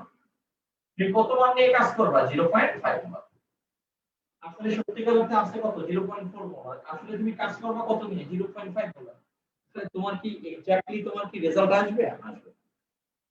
তুমি ধরবা HCl এর সাথে সোডিয়াম হাইড্রোক্সাইডের বিক্রিয়া, তোমার ক্যালকুলেশনে থাকে 0.5, আসলে দ্রবণের ঘনমাত্রা আছে 0.4, তুমি ক্যালকুলেশনে অ্যানসার করবে একটা, কিন্তু এক্সপেরিমেন্টাল যখন করবা তখন দেখবে যে অ্যানসার হচ্ছে কোনটা আরেকটা, তখন কি তোমার থিওরিটিক্যাল ভ্যালু আর এক্সপেরিমেন্টাল ভ্যালু তখন তোমার মিলবে। এই কারণে মোলারিটি ব্যবহারে কি বলতো অসুবিধা বেশি, সুবিধা না, কোনটা অসুবিধা। এই কারণে মোলারিটির পরিবর্তে তোমার সুবিধা হচ্ছে মোলালিটি, যেটা তাপমাত্রার উপর ডিপেন্ডেন্ট না, যেটা তাপমাত্রার উপর নির্ভরশীল না। তাপমাত্রা চেঞ্জ হলে দ্রবণের ঘনমাত্রা কি থাকে, আনচেঞ্জড অবস্থায় থাকে, অপরিবর্তিত অবস্থায় থাকে, স্থির অবস্থায় থাকে। ওই ধরনের ঘনমাত্রা নিয়ে যদি কাজ করো তাহলে থিওরিটিক্যাল ভ্যালু এবং এক্সপেরিমেন্টাল ভ্যালু তোমার কি আসবে বলতো এক আসবে। আর যদি তুমি মোলারিটি নিয়ে কাজ করো তাহলে এই ধরনের ঘনমাত্রা তাপমাত্রার উপর নির্ভরশীল হওয়ার কারণে তাপমাত্রা যদি একটু চেঞ্জ হয়ে যায়, দ্রবণের ঘনমাত্রা চেঞ্জ হয়ে যাবে, তাহলে তুমি থিওরিটিক্যাল কাগজে কলমে হিসাব করবে একটা, কিন্তু বাস্তবিক অর্থে হিসাব কি তোমার আরেকটা, পরিকল্পিত মান আর তাত্ত্বিক মান কি আসবে না বলতো একই আসবে। দেখো আমার কথাগুলো বুঝতে পারছো কিনা, বুঝতে পারছো কিনা? জি স্যার বুঝতে পারছি। জি স্যার বুঝেছি।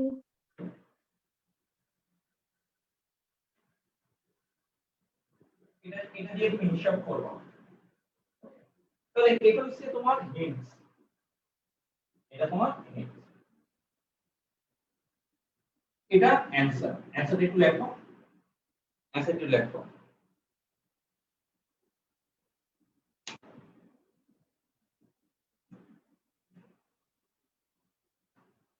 দেখো আমরা জানি মোলারিটি তাপমাত্রার উপর নির্ভরশীল,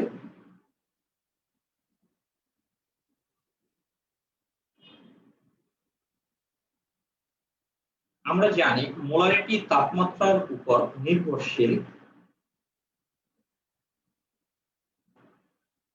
অর্থাৎ তাপমাত্রা পরিবর্তিত হলে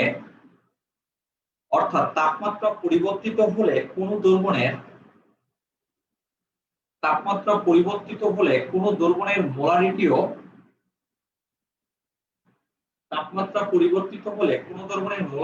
পরিবর্তিত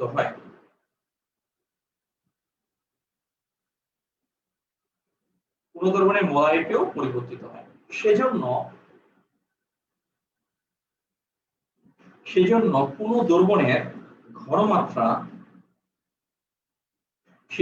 কোন দ্রবণের ঘনমাত্রা মোলারিটিতে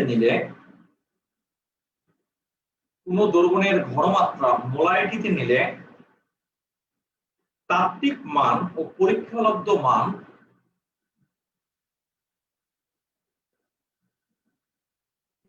স্যার আরেকবার বলবেন? সেজন্য মোলারিটিতে নিলে তারপরে একটু বলেন। সেজন্য কোন দ্রবণের ঘনমাত্রা মোলারিটিতে নিলে মোলারিটিতে নিলে তাত্ত্বিক মান ও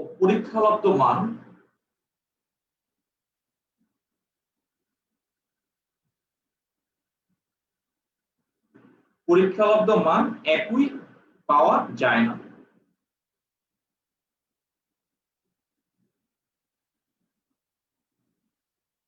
একই পাওয়া যায় না, অর্থাৎ দ্রবণের ঘনমাত্রা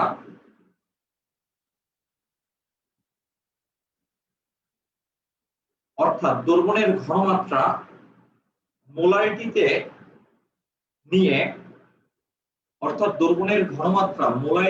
নিয়ে গাণিতিক হিসাব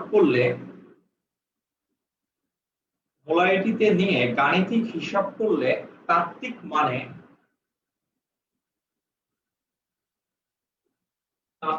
মানে ভুল পাওয়া যায়।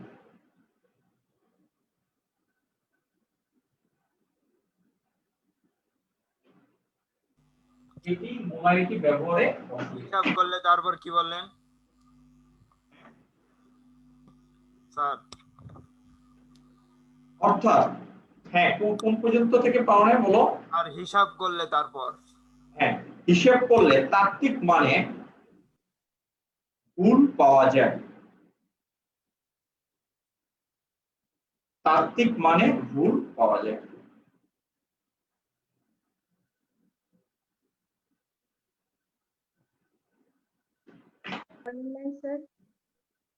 লিখছো? তাত্ত্বিক মানে ভুল পাওয়া যায়, একটু বোঝার ট্রাই করো। আর নাই এই সামিয়া ইসলামটাকে আমি লাস্টের লাইনটা কি বললেন? লাস্টের লাইনটা কি বললেন? কোনটা? ওই স্যার তাত্ত্বিক মান পাওয়া যায় আর পর তাত্ত্বিক মানে ভুল পাওয়া যায়, লিখছো? এটি মোলারিটি ব্যবহারে অসুবিধা। এটি মোলারিটি ব্যবহারে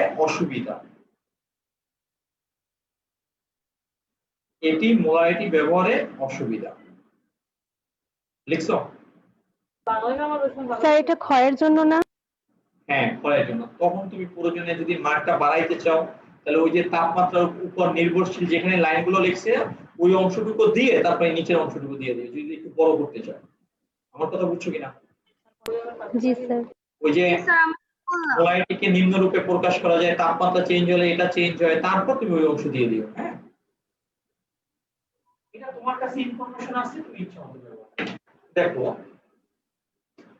এখানে একটা দ্রবণ আছে, তোমরা বলবা এখানে মনে করো 3 মোল, তোমার মনে করো চিনির দানা বা লবণের দানা আছে, যেটা এখানে আমরা কি করলাম, এর ভিতরে এটা আয়তন আমরা ধরে নিলাম, এটা মনে করো আয়তন আছে একটা, এই আয়তনকে আমরা ধরলাম 10 লিটার। এটা একটা ঘনমাত্রা আছে, এখানে আয়তনটা ধরলাম আমরা 10 লিটার। আচ্ছা, এটা V ইকুয়াল টু মনে করো 10 লিটার। এটা একটা ঘনমাত্রা আছে, সেটাকে আমি ধরে নিলাম 2 মোল। এই যে এখানে কয় মোল এখানে ডিজলভ আছে, তোমার 3 মোল। তার মানে n এর মান কত? 3 মোল। এখানে কি তোমার চিনির দানা আছে। তুমি মনে করো এখানে আরো আমরা 10 লিটার পানি অ্যাড করছি, এই জায়গাটা এর আগেও আরেকটা জায়গায় রেখেছি। তুমি দেখো 10 লিটার পানি যদি অ্যাড করি তাহলে দেখবা যে এই পাত্রে দ্রবণের আয়তনটা এখানে আছে 10 লিটার, আমি যোগ করতেছি আরো 10 লিটার পানি যোগ করতেছি, তখন এর আয়তনটা আগের মতো থাকবে। এর আয়তনটা কি হবে? বেড়ে যাবে।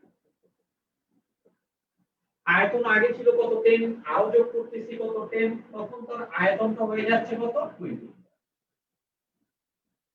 যেহেতু এই পাত্র আর এই পাত্রের মধ্যে কোনো পার্থক্য নেই, এই পাত্রের প্রথম অবস্থায় ছিল 10 লিটার পানি যোগ করার পর এটা হচ্ছে তার পরের অবস্থা, দুটো একই পাত্রে নেই। যেহেতু এখানে দুটো আয়তন দেখা যাচ্ছে, একটা হচ্ছে পানি যোগ করার আগে আর হচ্ছে পানি যোগ করার পর।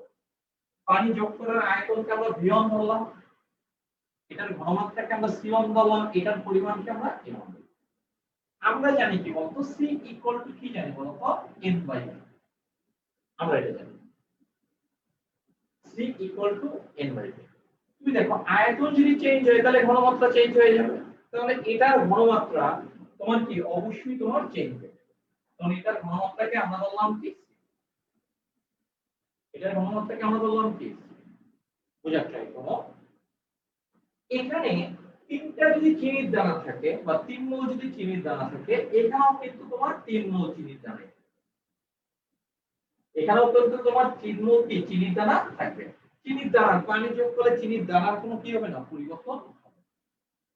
তাহলে এখানে এই তিনটাকে আমি ধরছি 10 আর এগুলো সব 2 এর মাধ্যমে রিপ্রেজেন্ট করতেছি, এই কারণে এটাকে আমরা বললাম কি তোমার n2।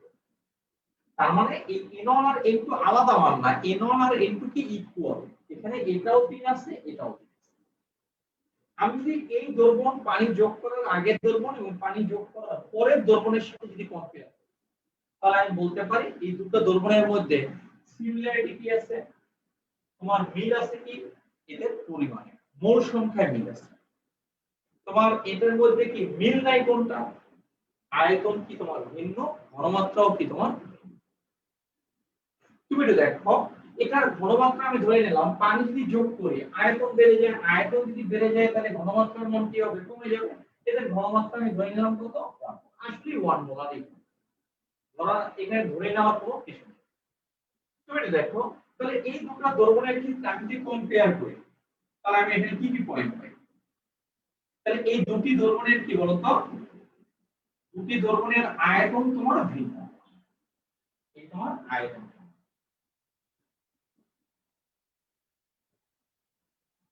সেকেন্ড পয়েন্ট হচ্ছে এদের কি তোমার ঘনমাত্রা ভিন্ন, ঘনমাত্রা আয়তন ভিন্ন হলে ঘনমাত্রা অবশ্যই ভিন্ন। তুমি দেখো তৃতীয় নম্বর পয়েন্টে দেখো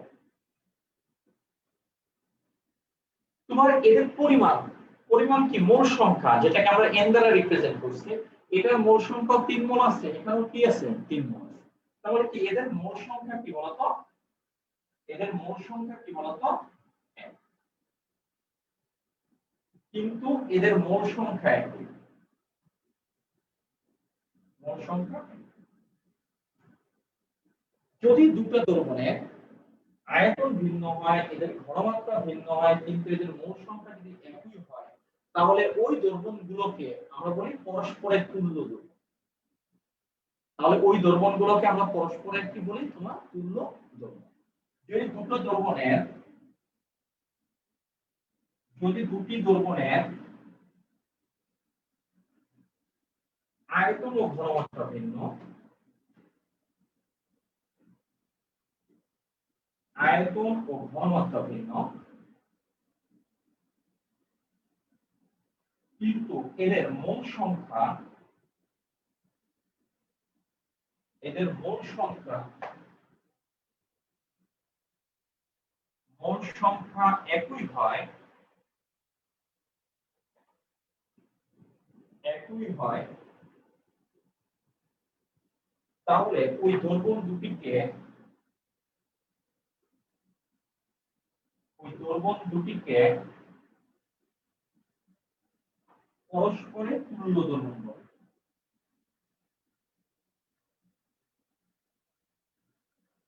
তুল্য দ্রবণ বলে। পরস্পরের মানে কি, এর তুল্য দ্রবণ এটা, এটা তুল্য দ্রবণ কি, এখানে আমি ধরে নিলাম এটা মনে করো সোডিয়াম হাইড্রোক্সাইডের দানা আছে, প্লেট আছে, এখানেও কি আছে বলতো, সোডিয়াম হাইড্রোক্সাইড, এটাও সোডিয়াম। তাহলে তুল্য দ্রবণের কি তোমার আমাদের মেইন আলোচনার বিষয়বস্তু হচ্ছে কোনটা, তুল্য দ্রবণ। আর এটা কি তুল্য দ্রবণের কি শর্ত, তুল্য দ্রবণের কি শর্ত। এখন দেখো আমরা মোল সংখ্যা যদি বের করতে চাই, তাহলে আমরা কি বলতে চাই, মানে দেখো এটা এখানে যদি ক্যালকুলেশন করি, C = m, m কি যদি ক্যালকুলেশন করি, মোল সংখ্যা মানে কি আয়তন এবং ঘনমাত্রার গুণফল। এদের মোল সংখ্যা একই মানে কি n1 এর ভ্যালু আর n2 এর ভ্যালু কি বলতো সমান। n1 আর n2 এর ভ্যালু অলওয়েজ কি হবে বলতো সমান।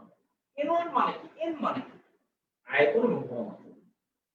তাহলে এন মানে কি আয়তন আর ঘনমাত্রার কি গুণফল, এটা কি এন নাকি এন? এন। তাহলে এই ক্ষেত্রে আমরা লিখতে পারি কি v1 আর এখানে লিখতে পারি কি এন মানে কি ভি আয়তন এবং ঘনমাত্রা।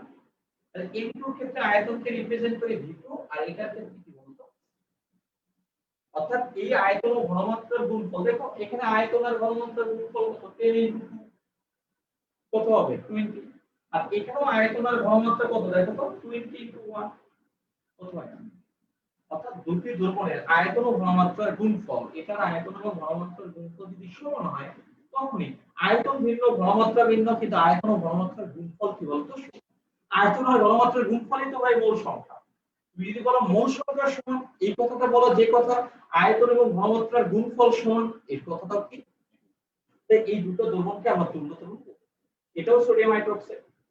এখন এটা সোডিয়াম হাইড্রোক্সাইডের তুল্য দ্রবণ, মানে সোডিয়াম হাইড্রোক্সাইডের তুল্য দ্রবণ সোডিয়াম হাইড্রোক্সাইড, তাদের ক্ষেত্রে কি হবে, আয়তন এক থাকবে না, ঘনমাত্রা এক থাকবে। এরকম তোমার কি আমি এটার মধ্যে আবার পানি যোগ করতে পারতাম আরো 10 লিটার, তখন এখানে 10 লিটার যদি আমি পানি যোগ করে আমি আবার আরেকটা তুল্য দ্রবণ আমি তৈরি করতে পারতাম। এই ধরনের লক্ষ লক্ষ কোটি কোটি তোমার তুল্য দ্রবণ তোমার কি তোমার তৈরি, আমি এই ধরনের কোটি কোটি লোক তুল্য দ্রবণ তৈরি করব। বুঝছি কিনা এই পর্যন্ত বুঝছি কিনা, আমাদের আরো কয়েকটা ইম্পর্টেন্ট লাইন আছে, বাট এই পর্যন্ত বুঝতে পারছো কিনা আমাকে একটু বলো। স্যার লাস্টের কথাগুলো আরেকবার বলবেন? হ্যাঁ বলবো। আর কার কার কি সমস্যা?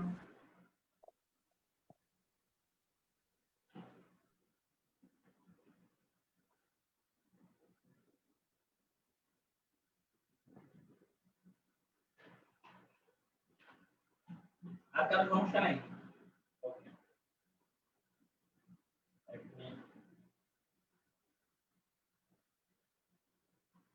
সবাই দেখো, আমি বলছি যে তুল্য দ্রবণের কন্ডিশন হচ্ছে এই দুটো দ্রবণ, দ্রবণ দুটো একই পদার্থের হবে। সোডিয়াম হাইড্রোক্সাইড তুল্য দ্রবণ সোডিয়াম হাইড্রোক্সাইড, এটা কখনো স্ট্রেস হবে। পটাশিয়াম হাইড্রোক্সাইড তুল্য দ্রবণ পটাশিয়াম হাইড্রোক্সাইড হবে, স্ট্রেস হবে তুল্য দ্রবণ স্ট্রেস হবে। তাদের কন্ডিশন কি, আয়তন আয়তন ভিন্ন হবে, ঘনমাত্রা ঘনমাত্রা ভিন্ন হবে, কিন্তু আয়তন ও ঘনমাত্রার গুণফল কি হবে একই। আয়তনের ঘনমাত্রার গুণফল কি বলি, মূল সংখ্যা। তাহলে কথাটা এইভাবে বলতে পারি, আয়তন আয়তন ভিন্ন, ঘনমাত্রা ঘনমাত্রা ভিন্ন, এদের মূল সংখ্যা কি হবে সমান। এটাই বলছি যে তুমি বলতে পারো এদের মূল সংখ্যা একই, অর্থাৎ এদের আয়তন ও ঘনমাত্রার গুণফলের মান কি একই। আমরা আয়তন আর ঘনমাত্রার গুণফলটাকে আমরা কি বলি। তাহলে এই দুটো কথা আমরা ঠিক করে যে দেখতে পাচ্ছি, এখানেও তিনটা আছে, এখানেও কয়টা আছে, এখানে n1 equal to y, n1 এর ক্ষেত্রে কি হয় v1 আর কি হয় বলতো c1, আর n2 এর ক্ষেত্রে কি হচ্ছে v2 আর c। এই v1 মানে কি পানি যোগ করার আগের আয়তন, c1 মানে কি পানি যোগ করার আগের কি তোমার ঘনমাত্রা, v2 মানে কি পানি যোগ করার পরের আয়তন, আর এখানে c2 মানে কি পানি যোগ করার পরে। এটাই হচ্ছে। দেখো আমার কথা বুঝতে পারছো কিনা? জি স্যার বুঝেছি। জি স্যার বুঝেছি। আচ্ছা তাহলে দেখো এখানে আমরা দেখেছি v1 c1 এগুলো আমরা প্রুফ করে আসছি এর আগে। সবাই দেখো যেখানে এই কথাগুলো লেখার পর যেখানে v1 টা এটা পানি যোগ করার পূর্বের আয়তন, মানে আদি আয়তন যেটাকে আমরা বলি, আমি এটাকে আরো ভেঙে লিখতেছি, পানি যোগ করার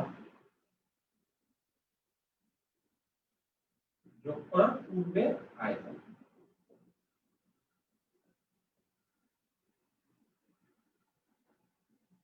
এবার ভেঙে বলতেছি, c1 মানে হচ্ছে আদি ঘনমাত্রা,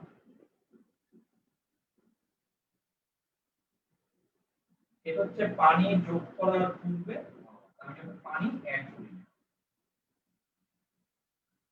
আমরা এটাকে 1 নং করব, 1 নং এখানে 1 নং দিয়ে দিলাম, এখানে একটা 1 নং দিয়ে দিলাম। এখানে দেখো v2 মানে হচ্ছে পানি যোগ করার পরের আয়তনটা, তার মানে হচ্ছে পানি যোগ করার পরের আয়তনটাকে আমরা বললাম পরিবর্তিত আয়তন। তাহলে এটা হবে কি পানি যোগ করার, এটা যোগ করার পরে আয়তন।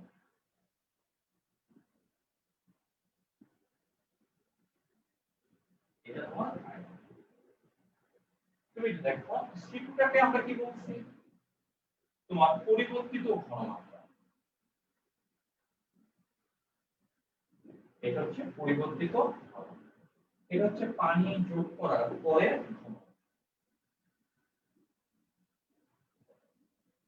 তুমি দেখো আমি কতটুকু পানি যোগ করছি বলতো, পানি যোগ করছি কতটুকু কে বলতে পারে?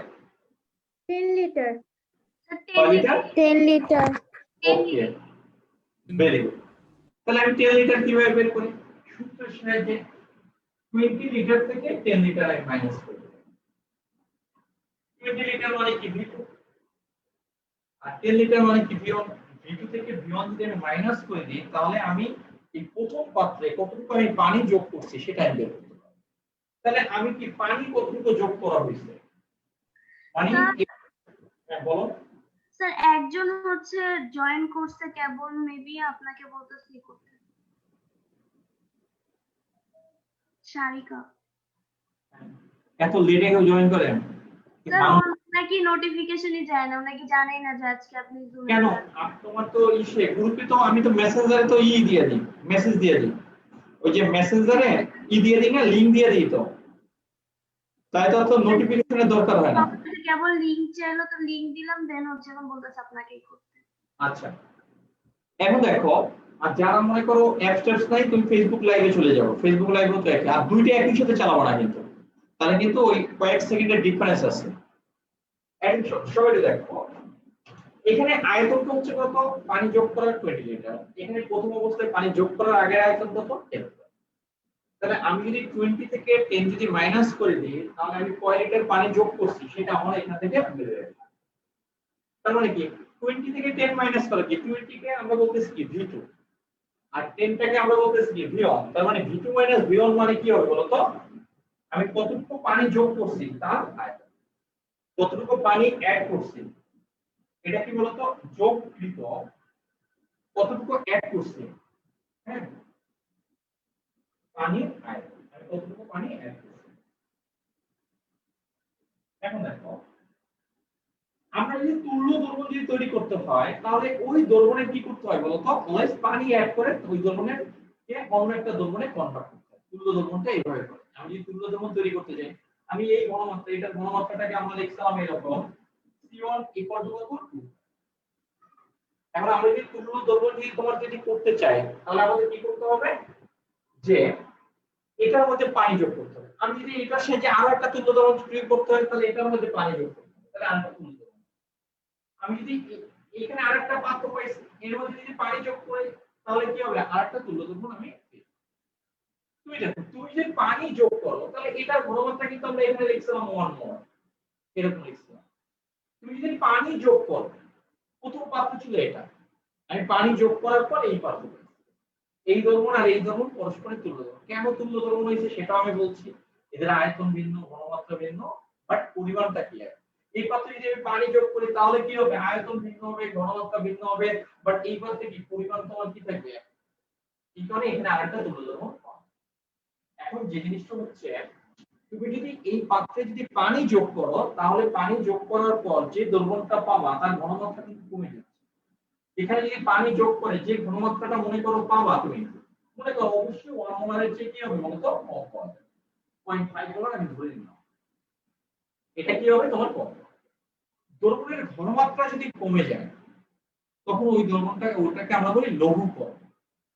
গাঢ়করণ আমরা কি, গাঢ় কথাটা বোঝায় ওটার ঘনমাত্রা যদি বেড়ে যায়, আর লঘুকরণ আমরা বুঝি ওটার ঘনমাত্রা যদি কি হয় বলতো কমে। আর ঘনমাত্রা কমায় কিভাবে, পানি যদি তুমি যোগ করো। এই কারণে এই V1 C1 এই সূত্রটাকে আমরা যেটাকে এক ফর্ম বলছি, এই সূত্রটাকে আমরা বলি কি দ্রবণের ঘনমাত্রা লঘুকরণের সূত্র। কারণ এই সূত্রের মাধ্যমে কি হয়, V1 এর আয়তন, এটা V1 এর চেয়ে V2 এর আয়তনটা বেশি থাকে, C1 এর ঘনমাত্রার চেয়ে C2 এর ঘনমাত্রাটা কম থাকে। অর্থাৎ তুমি যখন পানি যোগ করবা তখন আয়তন বেড়ে যাচ্ছে বাট ঘনমাত্রা কি হচ্ছে, কমে যাচ্ছে। আর ঘনমাত্রা যদি কমে যায় তখন ওই জিনিসটাকে আমরা বলি লঘুকরণ। এই কারণে এই সূত্রটাকে আমরা বলি কি, দ্রবণের ঘনমাত্রা লঘুকরণের সূত্র। যদি তোমার কোনো একটা ম্যাথে বা গাণিতিক সমস্যা যখন তুমি করতে যাবা, যদি কোনো কারণে যদি দেখো যে আছে ঘনমাত্রা 5 মোলার, তোমাকে কনভার্ট করতে হবে 2 মোলার, তাহলে বুঝবা যে 5 মোলার বেশি ঘনমাত্রা, 2 মোলার কম ঘনমাত্রা, বেশি ঘনমাত্রা থেকে কম ঘনমাত্রায় যাচ্ছি, দ্রবণের ঘনমাত্রাটাকে আমি লঘু করতে এসেছি, অর্থাৎ এই সূত্রটা আমার অ্যাপ্লাই করতে, এই সূত্রটা আমাকে কি করতে হবে বলতো, অ্যাপ্লাই করতে হবে। যদি মনে করো 2 মোলার আছে যদি 5 মোলার কনভার্ট করো, তাহলে হবে এই সূত্র। এই সূত্রটা কোনটা, বেশি ঘনমাত্রা দ্রবণকে যদি কম ঘনমাত্রা দ্রবণে যদি কনভার্ট করতে চাই, তাহলে তোমার কি করতে হবে বলতো, বেশি ঘনমাত্রা দ্রবণকে যদি কম ঘনমাত্রা দ্রবণে কনভার্ট করতে চাই, তাহলে তোমার পানি যোগ করতে হবে, তাহলে দ্রবণটা লঘুকরণ হবে। এই সূত্রটা তোমার কি, তার জন্য দেখো আমার কথাগুলো বুঝতে পারছো? স্যার এটা কোশ্চেন ছিল। হ্যাঁ স্যার যদি 10 লিটার পানির পরিবর্তে অন্য কোনো দ্রাবক নিতাম, যেরকম 10 লিটার ইথানল যদি যোগ তাহলে তো করতাম, তাহলে হ্যাঁ হ্যাঁ বলো 10 স্যার 10 লিটার যদি ইথানল যোগ করতাম তাহলে স্যার ঘনমাত্রাটা কমতো, তখন স্যার হিসাব নিকাশ কিভাবে করতাম? এখন তোমার এখানে তোমার পানির জন্য তখন হিসাব করতে হইতো, তখন ইথানলের জন্য হিসাব করতে হইতো। হ্যাঁ আলাদা আলাদা কেস, ওটা একত্রে দুটো সলভেন্ট, আলাদা সলভেন্টের হিসাব করা যায় না। তো পানি মানে ইন্ডিভিজুয়াল সলভেন্টের ক্ষেত্রে এটা ইউজ করতে হবে, পানি ইথানল আলাদা আলাদা। হ্যাঁ একত্রে তুমি বলতে পারবে না, তুমি তো মনে করো 5 লিটার ইথানল অ্যাড করে দিলা, এখন তো তুমি সলভেন্ট পানির সাথে ইথানলে এমন যোগ করতে তো পারবে না। আর যোগ করতে হয় কি, একই জাতীয় রাশি, তুমি টাকার সাথে টাকা যোগ করবে, ডলারের সাথে ডলার যোগ করা যায়, কিন্তু টাকার সাথে তুমি ডলারে যোগ করতে পারবে না। ঠিক টাকাকে কনভার্ট করা যায় ডলারে, ডলারকে টাকায় কনভার্ট করা যায়, এবার পানিটাকে ইথানলে কনভার্ট করা যাবে, ইথানলকে পানিতে কনভার্ট করা যাবে, কারণ তাদের ডিজলভ ক্যাপাবিলিটি দুটোই কি তোমার আলাদা। হ্যাঁ এখানে যে পদার্থ থাকবে ওই পদার্থ তোমার ইথানলে ডিজলভ হবে কিনা সেটাও একটা ব্যাপার আছে, আর ডিজলভ না হলে সেটাকে ঘনমাত্রা বলা যাবে না। হ্যাঁ এগুলো আলাদা আলাদা অনেক হিসাব নিকাশ। হ্যাঁ আমরা এই কথাগুলো বুঝছো কিনা সেটা বলবো।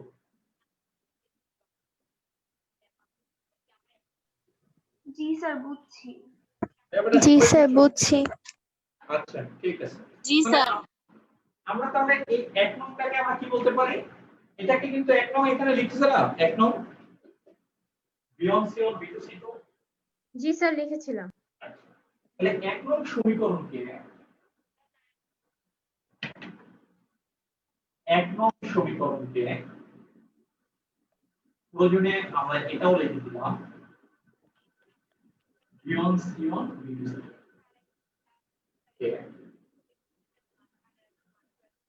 দ্রবণের ঘনমাত্রা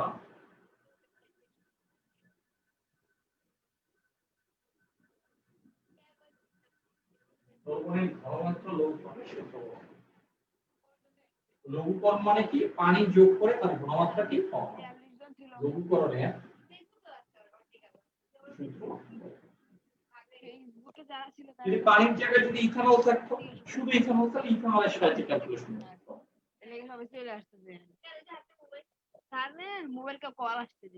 হ্যাঁ কি ওর বলতেছেন স্যার সুরাইয়া সাবরিন ওর হচ্ছে মাইকটা অন আছে। হ্যাঁ এই সুরের মেয়েটাকে মানে কি করে দিতে হবে, কষ্ট লাগাই দিতে হবে। এখন দেখো তুমি, আমরা এটা ম্যাথ করাবো, কিন্তু আমরা এখন দেখবো যে একটা দ্রবণকে কত রকমের কয় হাজার স্টাইলে আমরা তোমার একটা দ্রবণের কতগুলো লঘু দ্রবণ আমরা তৈরি করতে পারি।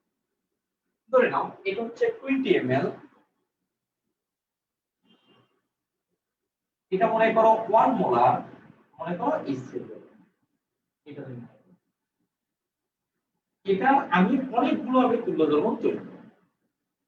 এই হচ্ছে তুল্য দ্রবণের ক্ষেত্রে একটা তুল্য দ্রবণের পাশে আর একটা তুল্য দ্রবণ যখন আমরা লিখবো তখন ইকুইভ্যালেন্ট, হ্যাঁ ইকুইভ্যালেন্ট তোমার চিহ্নটা এখানে ব্যবহার করবে, তিনটা তোমার দাগ দিতে হবে, দুটো না। একটা তুল্য দ্রবণের সাথে আরেকটা তুল্য দ্রবণ যখন লিখবো ইকুয়াল সিম্বল না, এরকম তিনটা দাগ, ইকুইভ্যালেন্ট সিম্বলটা তোমার ব্যবহার। তুমি দেখো আমাদের মেইন কন্ডিশনটা কি, দেখো আমরা শেষ করে দেবো। দেখো আমাদের মেইন কন্ডিশন কি, আয়তন আর ঘনমাত্রা কি করতে হবে বলতো ভিন্ন হবে, বাট তাদের গুণফল কি হবে? সমান হবে। আয়তন আর ঘনমাত্রা কি হবে তোমার ভিন্ন, কিন্তু তাদের গুণফল কি হবে? সমান হবে। তাহলে আমি এখানে লিখে দিলাম 10 ml, এটাকে নিয়ে লিখলাম 2 মোলার, আর এটাকে লিখলাম কি? দেখো এটা আয়তন আর ঘনমাত্রা ভিন্ন, বাট তাদের গুণফলের মান কি হবে? তো একই। তুমি দেখো এখানে একটু দেখো, এখানে ঘনমাত্রা বেশি, বাট এরকম তৈরি করা যাবে একটা স্ট্যান্ডার্ড থেকে আরেকটা স্ট্যান্ডার্ড। তুমি তো দেখো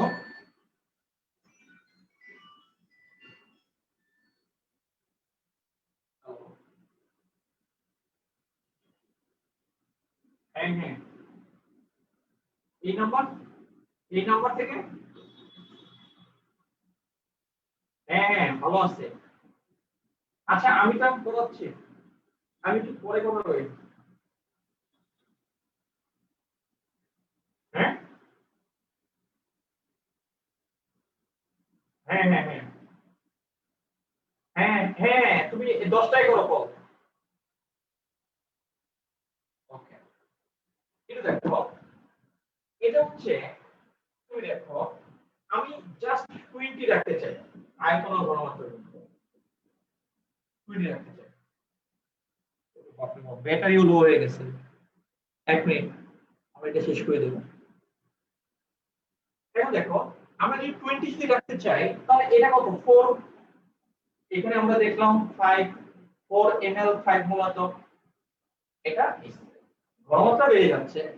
জাস্ট এইভাবে ক্যালকুলেশনটা করে, তুমি তো এটা থেকে এটা তৈরি করা যাবে না, বাট এটা থেকে এটা তৈরি করা যাবে, এটা থেকে এটা তৈরি করা যাবে। তখন এগুলো একটা কি হবে বলতো? এটা থেকে এটা তৈরি করা যাবে, এটা থেকে এটা তৈরি করা যাবে, ঘনমাত্রা কিন্তু কমে যাচ্ছে, 5 মোলার 2 মোলার 1 মোলার। হ্যাঁ আমি জাস্ট লিখে যাচ্ছি র্যান্ডমলি। দেখো দেখো আয়তন আর ঘনমাত্রার গুণফল তোমার 20 আছে। এখন দেখো এরকম যদি আমি লিখি, মনে করো এখানে আছে, মনে করো এখানে আমি ধরে নিলাম এটা আছে মনে করো 40 ml, তখন আমি এখানে ঘনমাত্রা লিখলাম কত? 0.5। 40 কে 0.5 দ্বারা গুণ করো, দেখো আমি আমার এখানে লিখলাম কত? 0.5 ml, আর এখানে ঘনমাত্রা লিখলাম কত? 40। এই সমান, তাহলে দেখো এটা গুণ করো, দেখবে তোমার 20 চলে আসছে। আবার তুমি এখানে একটু দেখো এটা কত? 5 ml, আর এখানে দিলাম কত? বলো তো 4 মোলার। এই তোমার কি? মানে আমার মেইন টার্গেট কি? এখানে যাই লেখি না কেন, এখানে এমন একটা সংখ্যা লিখবো তাদের গুণফলটা কি হবে বলো তো? 20 জন। এখানে আমি লিখলাম কত বলো তো? 100 ml। তাহলে এখানে কত লিখলে আমার মনে করো 20 আসবে। আমি যদি লিখতে চাই তাহলে এখানে কত লিখতে হবে? যে এখানে কত? 5 20, তো তাহলে এটা কত? 1/5 এত মোলার এসে। তো দেখো এটার সাথে এটা কত? 100 ভাগ 5 20। তাহলে এগুলো সবগুলো একে অপরের ক্ষেত্র, এরকম কোটি কোটি দিয়ে তোমার তুল্য দ্রবণ ক্ষেত্র লেখা কি তোমার সম্ভব। দেখো আমার কথাগুলো বুঝতে পারছো কিনা? স্যার ওখানে 3টা দাগ দিলেন কেন? এক ওই যে ACL দ্রবণের পাশে। এটা তোমার একটা তুল্য দ্রবণের পাশে আরেকটা তুল্য দ্রবণ যখন লিখতে হয় তখন তাদের মাঝে ইকুয়াল সিম্বল, তখন এই ইকুইভ্যালেন্ট সিম্বল তোমার কি করতে হয়? ইকুইভ্যালেন্ট এটা সিম্বল ব্যবহার করতে হয়। ইকুইভ্যালেন্ট এই সিম্বলটা তোমার ব্যবহার করতে হবে। এখানে 3টা থাকে, তারা রিপ্রেজেন্ট করে, কেমিস্ট্রি এভাবে রিপ্রেজেন্ট করে। এখানে যখন তুমি একটা তুল্য দ্রবণ অন্য একটা তুল্য দ্রবণে কনভার্ট করতে হবে তখন এই ধরনের ইকুইভ্যালেন্ট সিম্বলটা তোমার কি করতে হবে বলতো? ব্যবহার করতে হবে। ইকুয়াল ব্যবহার করা যাবে। দেখো একটা দ্রবণকে তুল্য দ্রবণে কনভার্ট তুমি করতে পারবা কিনা তোমার ইচ্ছা মতো? পারবো স্যার। বুঝতে পারছো? জি স্যার। ওকে তাহলে আজকে হ্যাঁ এই পর্যন্তই থাকবে। আচ্ছা এটা শেষ করার আগে এখন তোমরা আমাকে একটু বলো টোটাল জিনিসে যে আমাদের ক্লাসগুলো এভাবেই হওয়া উচিত নাকি তোমার আগের ফেসবুকে হওয়া উচিত? স্যার জুমই আগের মতো। স্যার মানে আমাদের অনেক সময় স্যার আমাদের অনেক সময় প্রবলেম হয় নিচে। একজন করে বলো। আচ্ছা স্যার আমি বলি আমাদের অনেক সমস্যা বলো, সমস্যা কে বলতেছে? স্যার আমি বলি, স্যার আমি সমস্যা বলতেছি। স্যার আমাদের অনেক সময় অনেক কোশ্চেন থাকলে দেখা যায় কমেন্টে অনেক বড় কোশ্চেন টাইপ করা যায় না, টাইপ করতে করতে আপনি মুছে দেন পড়াটা, তখন প্রবলেম হয়। মানে তো জুমে তো সরাসরি কোশ্চেন করতে পারি, এইটা খুবই একটা আচ্ছা এটা তো সুবিধা, কিন্তু অসুবিধা কার হয় জুমে? সে বলো। সুরাইয়া থামো। অসুবিধা কার হয়? তানভীর মাহতাব খান, কে বলো, বলবা? এটাই স্যার সুবিধা। আচ্ছা, অসুবিধা কার হয় বলছে যে? ওকে, তাহলে কি তোমার এই জুম প্লাস ফেসবুক তো তোমার গ্রুপে তো থাকবেই, লেকচারটা তো আছে ফেসবুকে, তো ওখানে লাইভ হচ্ছে। স্যার এইভাবেই ভালো হয়। এভাবেই থাক স্যার। জি স্যার, এটাই বেটার। এটা বেটার এই কারণে, হ্যাঁ, অনেক টাইম তোমার সেভ হয়। বাইরে দেখা যায় অল্প পড়ন লাগে, দেখা যায় একটা ম্যাথ করতে গেলে 40 মিনিট চলে যায়। হ্যাঁ, তাহলে আমার কাছে এটাই মাস্ট বেটার। তারপর আর ওই যে তোমার ওই চ্যাটিং অপশন, হ্যাঁ, আমাকে একদিন একটু মেসেজ দিও কি কি অপশনগুলো বন্ধ করতে। অফ করে দিয়েন, না হলে একজন আরেকজনের সাথে কথা বলতে থাকে, আপনি পড়াইতে থাকেন এদিক দিয়ে। স্যার চ্যাট করলে আপনার স্ক্রিনের উপর ছোট করে নোটিফিকেশন আসে, বোর্ড অর্ধেকটা দেখা যায় না। আচ্ছা সামিয়া, তুমি একটু, বা সুরাইয়া, তোমরা একজনে বা আরেকটা ছেলেও কমেন্ট করছিল। স্যার আমি বলে দিব। হ্যাঁ জিয়াল, তো তুমি একটা জায়গায় মেসেজ লিখে দিও যে এইটা আপনার অফ করতে হবে, এইটা এই করতে হবে। অ্যাড প্রাইসের কথা বলছে যে অ্যাডটা অফ করে দেন। হ্যাঁ, এগুলো আমাকে একটা মেসেজ দিয়ে পাঠিয়ে দিও তো। অ্যাড না স্যার, চ্যাট। চ্যাট একটা অ্যাড প্রাইসের কথা বলছো না? অ্যাড এর কথা বলছি, চ্যাটের কথা তো এটা বুঝছি, এটা 2021 সালে চ্যাট এসে বুঝবো না। আচ্ছা ঠিক আছে, বাই বাই। আল্লাহ হাফেজ স্যার। আচ্ছা এখন আমি কেমনে অফ করব জুম মিটিং এ নিয়ে বুঝে। ফায়ার দেন স্যার, ক্ষুধা লাগছে। আসসালামু আলাইকুম।